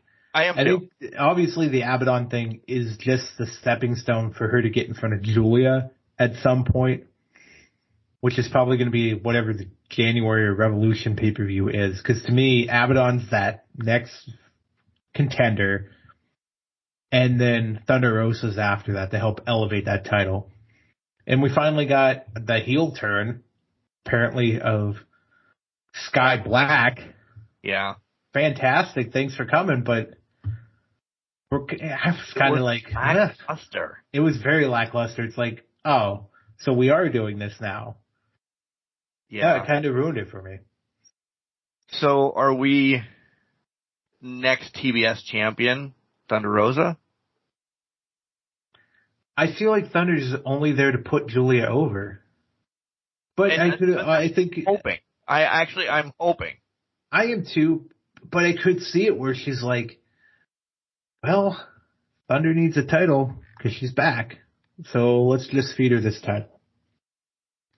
And I'd hate that for Julia. I would despise it for Julia. But going back to Thunder, like, listen, she never got her whole run. No. As champ. So, like, they're like, hey, maybe we give you this title, do a little bit more, da-da-da-da-da. I think Julia needs to collect a couple souls. Me too. One being, Abaddon, take care of her. And I think the win over Thunder does more for Julia than Thunder winning the title. I don't think it makes the TBS title more noteworthy if Thunder. And listen, she signed my back for the love of God. I love Thunder Rosa and everything she does for communities and this, that, and the other thing. I just don't think she's in the picture for TBS. I'm stirring the pot. I don't think. I agree, because I think she, at the long run, it just feels like it's a surface title, or it's like a consolation prize. Hey, you got injured. Thanks for coming back. Here's a title. Take this title and run with it. That's what it feels like to me. This is just a consolation prize for it. And that's not how it should be treated. It's not how it should be treated for Thunder Rosa. Get her back in the picture. Have her come full circle and take that title off of Tony. But there's other people in play there. There's definitely other people in play. We'll get there in a second, because I see a name written down. Brian Keith needs signed. Jesus effing fucking Christ. Brian Keith is MVP of the past 2 weeks, at least 48 hours, including Collision and what was it? Collision and Final Battle. Right. What he did there. I mean, Brian Keith has been doing this for a long time in AEW, but why he's not official yet, I have no goddamn clue. Yeah, I don't either. I really don't. Not that I thought he was going to take the title off of him, but if he would have taken the title off of Orange Cassidy, wow. Big shock, amazing twist. Yes, let's go with this. Yeah. I think very well known in the Texas area, and for people that follow indies as much and everything, have seen some matches, but nothing of the caliber over the last weekend to week of what he's done. Just perfectly put with the right opponents. Orange. Listen, I'm waving Orange's flag on this one. And, I like Orange Cassidy, but I'm not huge on Orange Cassidy. These two just need to run that match over and over again. 100%. This is exactly what we wanted to see out of the international title. It was let them run, let them cook, let them do their thing. And it's magic. They can produce anything between those two, but especially Orange. He's a workhorse. This is what he does. It's going on the right path. It is. He's going to choke to death now. Before we get to the main event stuff of everybody, because MJF has a list now of opponents. I want to give the girls their props. Willow and Stat, and my cousin Mercedes and Diamante. Pulp Fiction against Dusk Till Dawn was unfucking believable. The Texas street fight. Oh, it was fantastic. Listen, it's not the caliber, and it's always going to be Britt and Thunder, and then down to Anna Jay and da-da-da. But for a tag team, this street fight, this was lit, as the kids say. They did a lot of good spots in this. From the briefcase review with the thumbtacks to the fucking table spot, it made sense what they did and when they did it in the match. And these girls just proving they can do it. Willow, this is, I think, your second or third street fight itself. Your cousin has been in her own share of fights. I'm sure Diamante has. And Statlander, she just holds her own with anybody in the ring. Right. Go ahead. To me, and everybody's like, it was a tag team match. This solidifies that Stat does not give two shits about that TBS title anymore. Agreed. 100% agreed. I know it was a tag team match. I understand that, people. This just solidifies her that have it be Tony, have it be Riho, have it be Mariah, whomever the AEW Women's Champion is going to be in the next 4 to 5 months, Statlander's getting a shot. And possibly the title. Mm-hmm. Shoot. The grass is already greener. This is Statlander's year to grow and rise. If she doesn't get it in the next 4 to 5 months, Full Gear, World's End, something along those lines at the end of the year, that's where Stat goes over and becomes what she is now. I wouldn't be surprised if they do a Women's Continental Classic next year to kind of name the number one contender to the women's title at World's End. That could happen. Yep. So the possibilities are endless. Stat's on the right track to become the number one contender. It's just a matter of time when and how. We should have started the AEW process with this because I'm switching notes to winner is coming, which winner is here. Take a second. Kenny Omega, get well. 50% chance of living. Yeah. When he went in with, and listen, everybody knows diverticulitis and all. That's what Mom had. Yeah. It's nothing to, people are like, well, this is just because they don't know what to do with him. The title thing isn't going to, I read some people saying this. No, this is real shit. Like, this isn't a lie. Be dead. Yeah. I mean, he could possibly be dead. This is what threatened Brock Lesnar's life 10 years ago. This is what made him come back to WWE because it was a safer schedule. It was less rigid. He could figure out a way to kind of survive his life. This shit's not for the weak at heart. And when this came up, Kenny, man, thank God he caught it early enough, because if it would have progressed further, that's when you start getting all the other symptoms that come along with it. So this was a great catch by the team. No. Oh, yeah. They're not good. Right. It just shuts down fast. Yeah. So, well wishes to Kenny. Dude, if you're off for 18 months, if you never want to come back and you want to live, you've done amazing. I'm waving my hands around like everybody can see because it tugs at my heart. You've done everything for professional wrestling. Please take care of yourself. Yes, 100%. We want to see you at a WrestleCade or something like that in the years to come and say thank you for what you've done to professional wrestling. So it's scary. It really is. To shift that, though, to be that guy, the mark that I am, who gets this title shot now? It's just always floating around because now Big Bill and Starks have nothing for the next. For World's End. Yeah. And to be honest, I think this was their opportunity to get the titles off of them. They're kind of lost with what they were trying to do. And the only reason Jericho and Omega were put together to begin with was so it would give the Bucks something to do because of everything that happened with FTR and Aussie Open. Now it's like, well, fuck, what do we do now? I don't think they have a plan because FTR and House of Black are on track for World's End to face each other. In a burner. Just in to a burner. House down. Exactly. So I don't think they have a plan. I don't think there was ever a plan B unless it's like, well, I guess here's the tag team tournament. Hope somebody can do something in tag team tournament, battle royal, whatever. It's too difficult to say. I don't know what they would go with.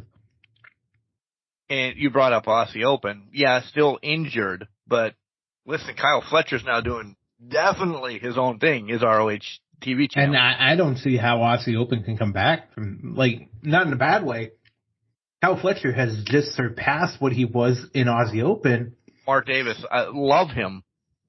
Uber athletic as a big guy. Aussie Open's done. Yeah. There's no way they can take Kyle Fletcher and say, great singles run, appreciate what you did. Now you have to go back to being on the tag team. This injury to Mark Davis, as shitty as it was for him, was the best thing that happened to Kyle Fletcher. Tom Brady. Mm-hmm. Drew Bledsoe goes down. Tom Brady wins the Super Bowl. It's over. Yeah. Bledsoe jumps around the leagues. Sorry, Mark Davis. Yeah. That may be you. It could be. 100%. Swerve and Roosh was good. Riho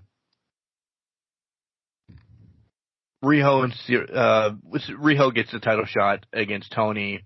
Yeah. Saved by Mariah.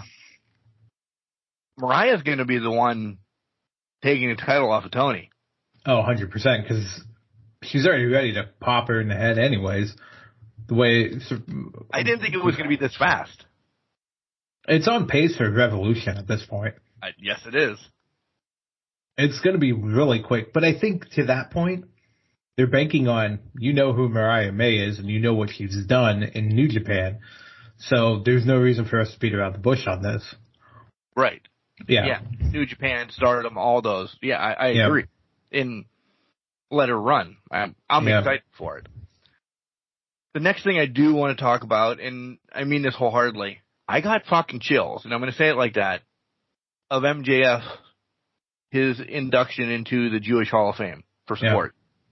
Yeah. Dude, that just, it hit me. I'm not Jewish. Not at all. I support them and everything, but this was awesome. They gave us a look into that. Didn't know this was a thing. I really didn't. I'm being completely honest. And you can tell the way he spoke, the way he was there, and everything that this meant more than a championship to him. Yeah. Well, if you think about it, it was beautifully done, but this is years upon years of him living with this, being treated differently because he is Jewish and all of that stuff, and being bullied for it. This is him. It's basically him overcoming all of that and saying, despite what you guys thought of me and how I was raised and who I am, I was still able to accomplish so much more than you were willing to even put on me or that you even thought of me. This was a big moment for him because it just said F you to him. Wrecking house. The fuck was that? Yeah, so go ahead and talk real quick. I guess what the hell that was. The other thing I want to talk about real quick is Jenks goes and checks what Bailey is doing. I enjoyed that Christian did not show up at Winter is Coming and made Tony Schiavone read that prepared letter. First of all, leaving some stuff for Tony to say correctly and calling him the words that he called him, and that, you know, he took Nick Wayne on a nice vacation. And Nick Wayne's mom's okay, and he'll be back on Collision this week tonight for you guys that are listening right now to answer Copeland's challenge. I just thought this was a nice kind of bit, talking about Schiavone having to read the prepared note. Oh yeah, that Christian. Was amazing. And what a throwback to fuck you, I'm going to do this.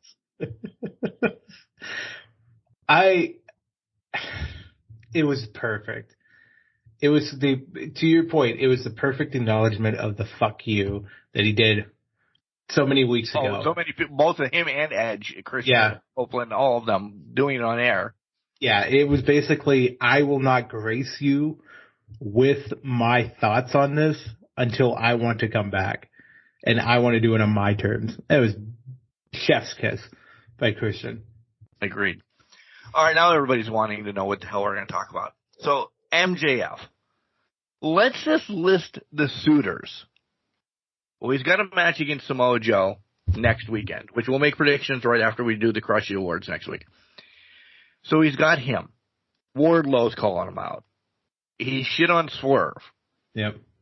Jay White. Really never got his rematch. Not that he was champion, but they played it up enough that he could have gotten a rematch out of it. Adam Page. His best friend, Adam Cole. Is that 6? That's 6 right now, yeah. And he wants everybody to know he is not re-signed with AEW yet. Stop spreading rumors. At this point, all 6 of them should just dump him in the parking lot if he's not re-signing. Right. Yeah. I mean, at that point, that's hell of amount of suitors for this title. He beats Joe. Yeah. He beats Joe at World's End because the Devil makes an appearance. The Devil isn't a person. I said that this was long ago as well. Nick has also been, Nemeth, named as the Devil. Now clearly it can be at any fucking point in time. Right. Yes, he's doing some AML stuff in January. We can get over that. I still don't think it's Dolph Ziggler. I don't. I'll stir the pot even more. I think it'd be a letdown if it's Dolph Ziggler. If it's Nick Nemeth, I think it's a letdown. It's just to that point, I'd be like, nah, that's fucking stupid. That's a cop out. That's a stupid way of bringing him in. Exactly. I want Dolph to walk through the door later somehow. I want Dolph walking through the door, shaking his hand, saying, "Hi, I'm Dolph Ziggler." Right. Like he did. That's how his gimmick was. With his face. Yeah. I don't want the reveal. Yeah. I was making fun of his gimmick where he's always smiling at people saying, "Hi, I'm Dolph Ziggler," and then he fucking walks around just shaking people's hands and kissing babies. But to that point, he has these suitors. There can only be one. When does it get revealed? Is it World's End? Is it, because to me, I feel like you cannot carry this on for another 4 weeks. Because you've lost Joe and MJF. Honestly, next week when they face on Dynamite with putting the ROH tag titles on the line, I think he loses it. If they don't lose, I'll be mad. Yeah. And I think they lose it. I think this is just Adam Cole playing his games, and the Kingdom's going to be the team that takes it off of them under the masks. Yeah. On Dynamite. It's got to be. It's got to be now. Because, listen, Wardlow's just calling him out. Yeah. Wardlow's calling him out. He's going to do it face to face. Right. Joe's story is there. Yeah. Joe's going to get attacked, injured, something. Joe's going to snap maybe and then lose maybe via DQ next week. And that's not my prediction, but I'm just throwing things out there. Paige. There's too much going with Paige and Swerve now because they brought it back up. And now it's, well, fuck, what the hell are they going to do for match 3? Are they going to set each other on fire? Because there's going to be a third match now. They've just resurfaced it. I'll be disappointed as well. I agree, but you can't bring it up without saying, hey, there's 3 matches now. There's a third match to that. But go on. To your point. No, it's almost too convoluted. Because now you have half the main event roster linked to this devil. Mm-hmm. Well, maybe the devil's advocate, that's a good thing. Because now it's putting too much doubt in people's minds. Fuck, is it MJF? Is it Adam Cole? Is it this? Is it that? Is it who? Is it Punk? Is it this guy? Is it that guy? There's been 20 fucking people, and I mean people, not just men, people linked to who this devil is since it started. Stabler and Benson need to just do a little chalkboard outline and just fucking try to connect all these dots. Or where the fuck are the fashion police at? Get me Fandango. Get me fucking Tyler Breeze. Get them in a room and just map this out. Because this is where it's at now. It's a who's who, or I need a half-hour recap session of, we think it's this guy, here's suspect A, but Because that's where we're at. We're in literal game of guess who with this fucking thing. And I really hope, as much as we really wholeheartedly, both Jenks and I believe it's Adam Cole. I really hope it's somebody like, I don't know, a no name. Pardon me, really blow everything up. Yeah. And I'm not saying Jungle Boy. Jungle Boy's been thrown into, and I don't really think it's him.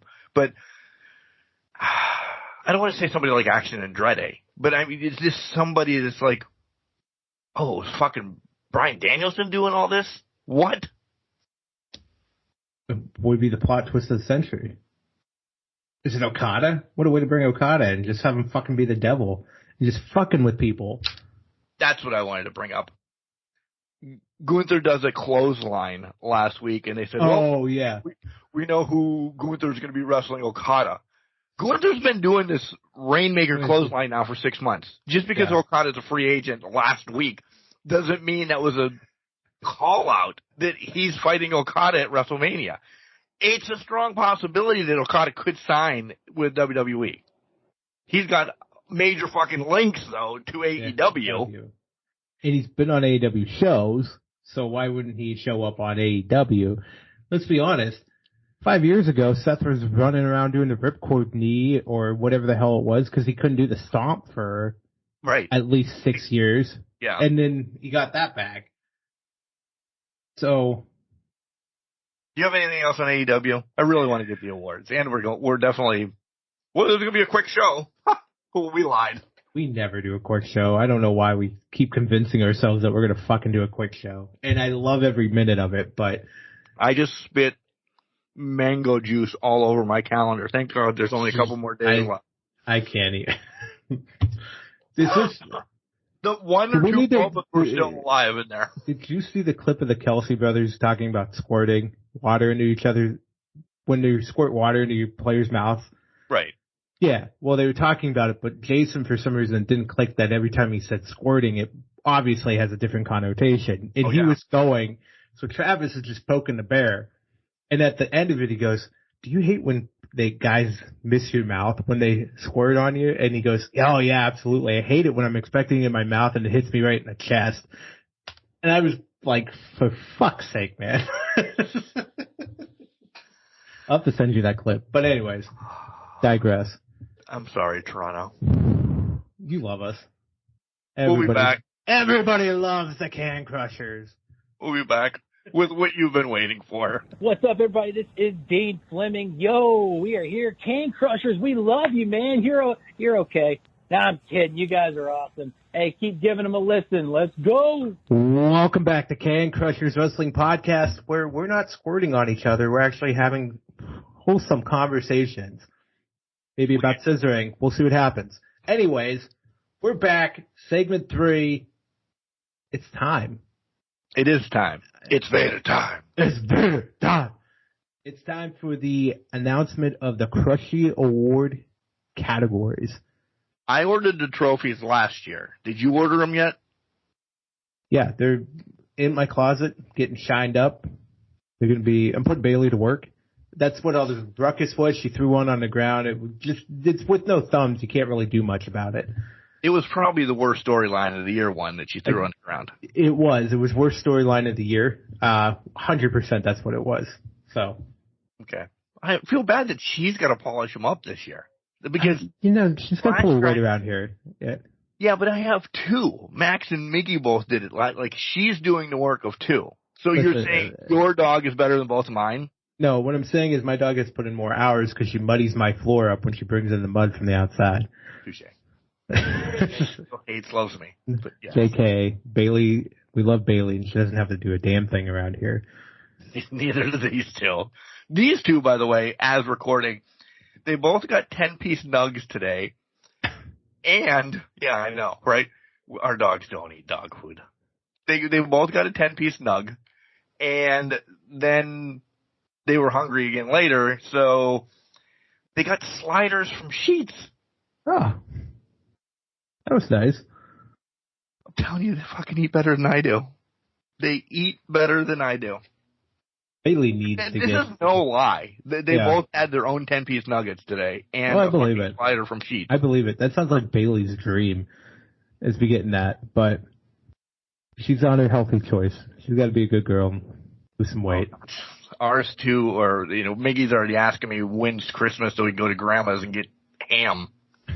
Bailey's going to be eating it up this year over Christmas time. I'm sure of that. So, all right. Time for the Crushy Awards. Remember, Crushers. This is where we'll do some self-promotion. You can send your crushies in several different ways. One, via email, cancrusher69@gmail.com. When we give you these categories, write them out, send us your winners, okay? 2, you can call them in. You have 3 minutes to get through this list, so don't be fucking around. 814-299-6687.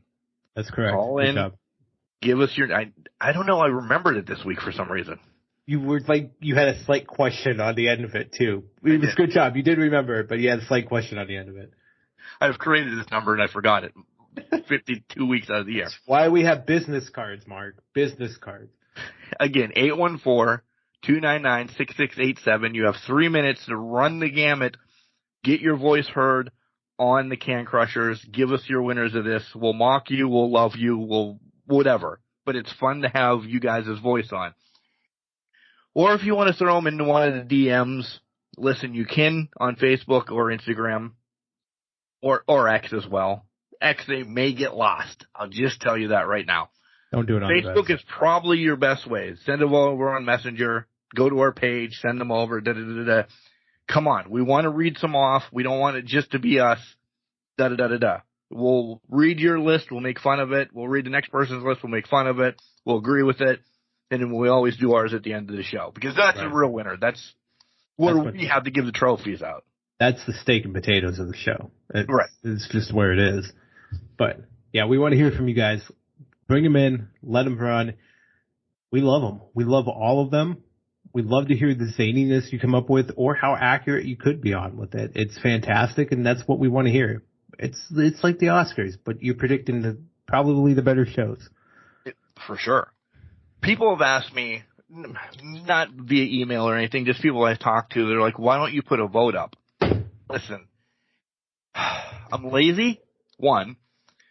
2, because then people can just add. Because I wouldn't just put like 5 people up. Because Kenny Omega could make the list for Wrestler of the Year. Right. Some people say, he's not on this list. So we put Omega, Danielson, Rollins, Gunther, and Roman up. Say those 5.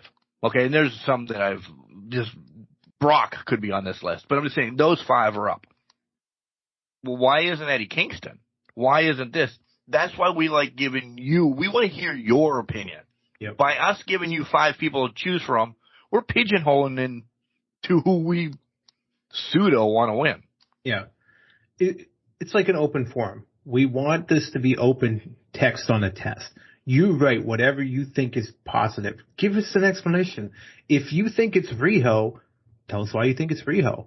As long as you can fit it into 3 minutes or enter an email, tell us why. Oh, yeah. Let us understand. Though, Cody or Moochie. Well, exactly. But give us, not in dissertation form, just let us know. Why do you think it's this person? Why do you think it's X, Y, and Z? Right. That's it. That's as simple as possible. Okay. The awards, the categories, Mr. Jenks. They're so enthusiastic sounding. All right. Well, I'll go from bottom to top. Worst pay-per-view of the year. Pay-per-view of the year. Give us the best pay-per-view of the year. Your most underrated, most overrated. Worst storyline, best storyline. The Can Crushers interview of the year. Guys, listen to those spotlights. Pick them up. I already have one in my head that I'm thinking that's going to be the winner. What do you guys think is the winner of those ones? I never pick one. No, you cop out. Ruin that. This is a cop out for you. But you do the interview, so it makes sense. You can't pick amongst your children. It's like Kirk Herbstreit on game day. He can't pick the game he's broadcasting. Agreed. You can't pick amongst your children. So you got to leave it blank. Return of the year. Tag team of the year. Your female wrestler of the year. Male wrestler of the year. Promo of the year. Women's match of the year. Tag team match of the year. And the men's match of the year. Now, actually, I see one that we haven't put on here, but we've been talking it up all year. Spectacle match of the year needs to be added to this list. So that is another category out there. And finally, bold predictions for the year of 2024. We'll recap 23s. Then we'll talk up what our 24 bold predictions are in the next year. Mr. Mark, did I miss anything? No, I'm glad that you brought up because, listen, we copy and pasted last year's to the notes, to this, to that. Yeah. I did not add spectacle match. Spectacle of the year, essentially, is what we're calling it. Because if you've listened, what is the place in Iowa that... yeah, see? Cousins Grove. Council Bluffs, Iowa. Yeah.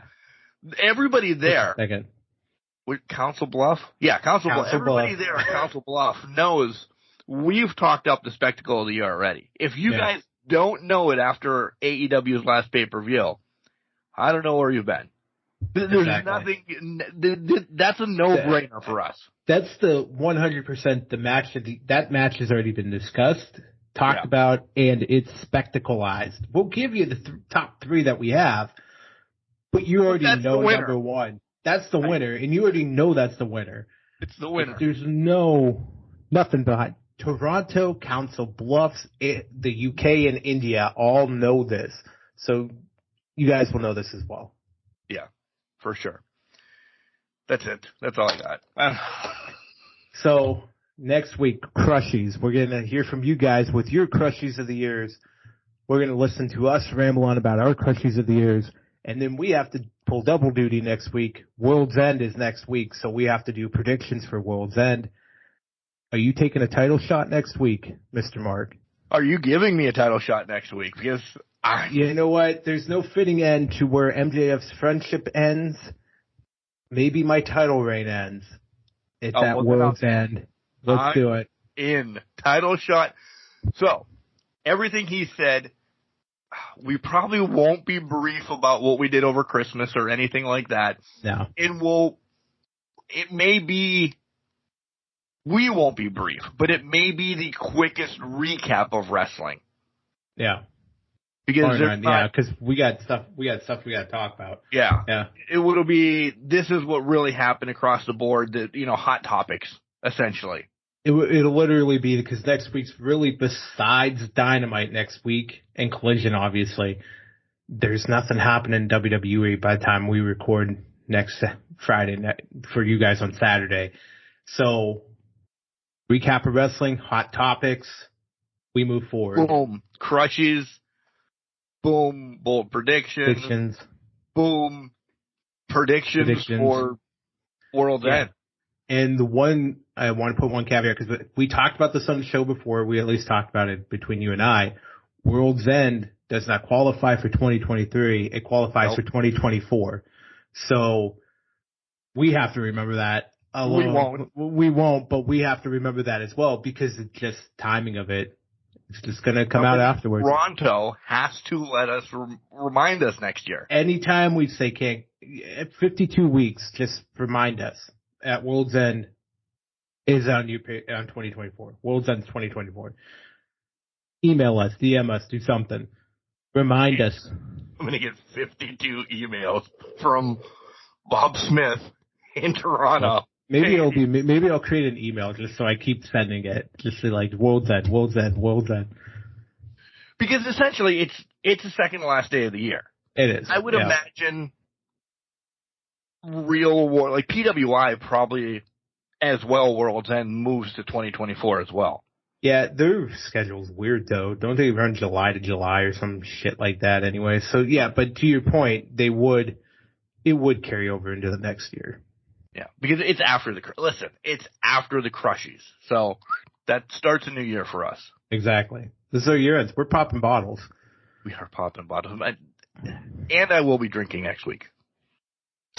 Just to let you know. Yeah, I think I will be too. It's an award show. It's an award show. It's near the end of my vacation, and it'll be a fucking week next week probably. But it starts with a bang. It's ending. Then with a bang. On a serious note, guys, again, we started the show off by the amazing rankings and everything that you guys have done for the show. That's awesome. Thank you very much. But from Mark, I hope you guys have an amazing holiday season, whatever you celebrate, as long as you're with your family, pseudo-family, friends, whatever, as long as you're around loved ones, enjoy yourself. Listen to the podcast today. And then come Monday, turn everything off.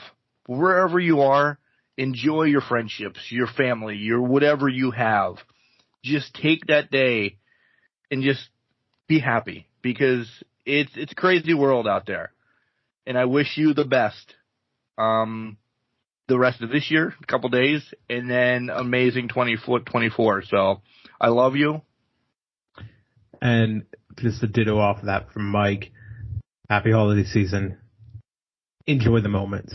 Enjoy this time with family, friends, however, like Mark was saying, however you choose to celebrate. Just enjoy the time. Just enjoy those people in your life that make you feel truly special and keep you truly happy. Because eventually they go away, and that's sad. But enjoy the time you have with them now. Embrace them. Love them. And just laugh about it. Put the phones away. Put the headphones away. Just be in the moment. Even if it's with your crazy Aunt Sally, fucking enjoy it. All right? Take the pictures. Take the pictures. Take the pictures and enjoy the pictures. If you're not a picture person, give somebody one photo in your life, that person that means most to you, because that's what they hold on to. Because that makes them feel truly special. And you'll feel truly special for giving them that picture. So be there for them. Just embrace it and enjoy the moments. Enjoy the holiday season. Enjoy, well, we'll talk to you before the new year, but enjoy any time off and enjoy what's to come. It's bowl season.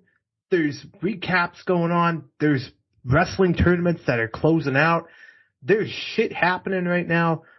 Just embrace it. It's that time of the year where everything shuts down and comes to more of a slow pace so that we can spend time with our families and just enjoy ourselves. Take some time out for yourself. Get the Power Watching Simulator. You won't regret it. Do it. Remember, though, just because you're trash doesn't mean you can't do great things. You're a garbage can, not a garbage can not. Make sure you tell your loved ones that you love them. Because you never know. Merry Christmas! Woo, woo, woo.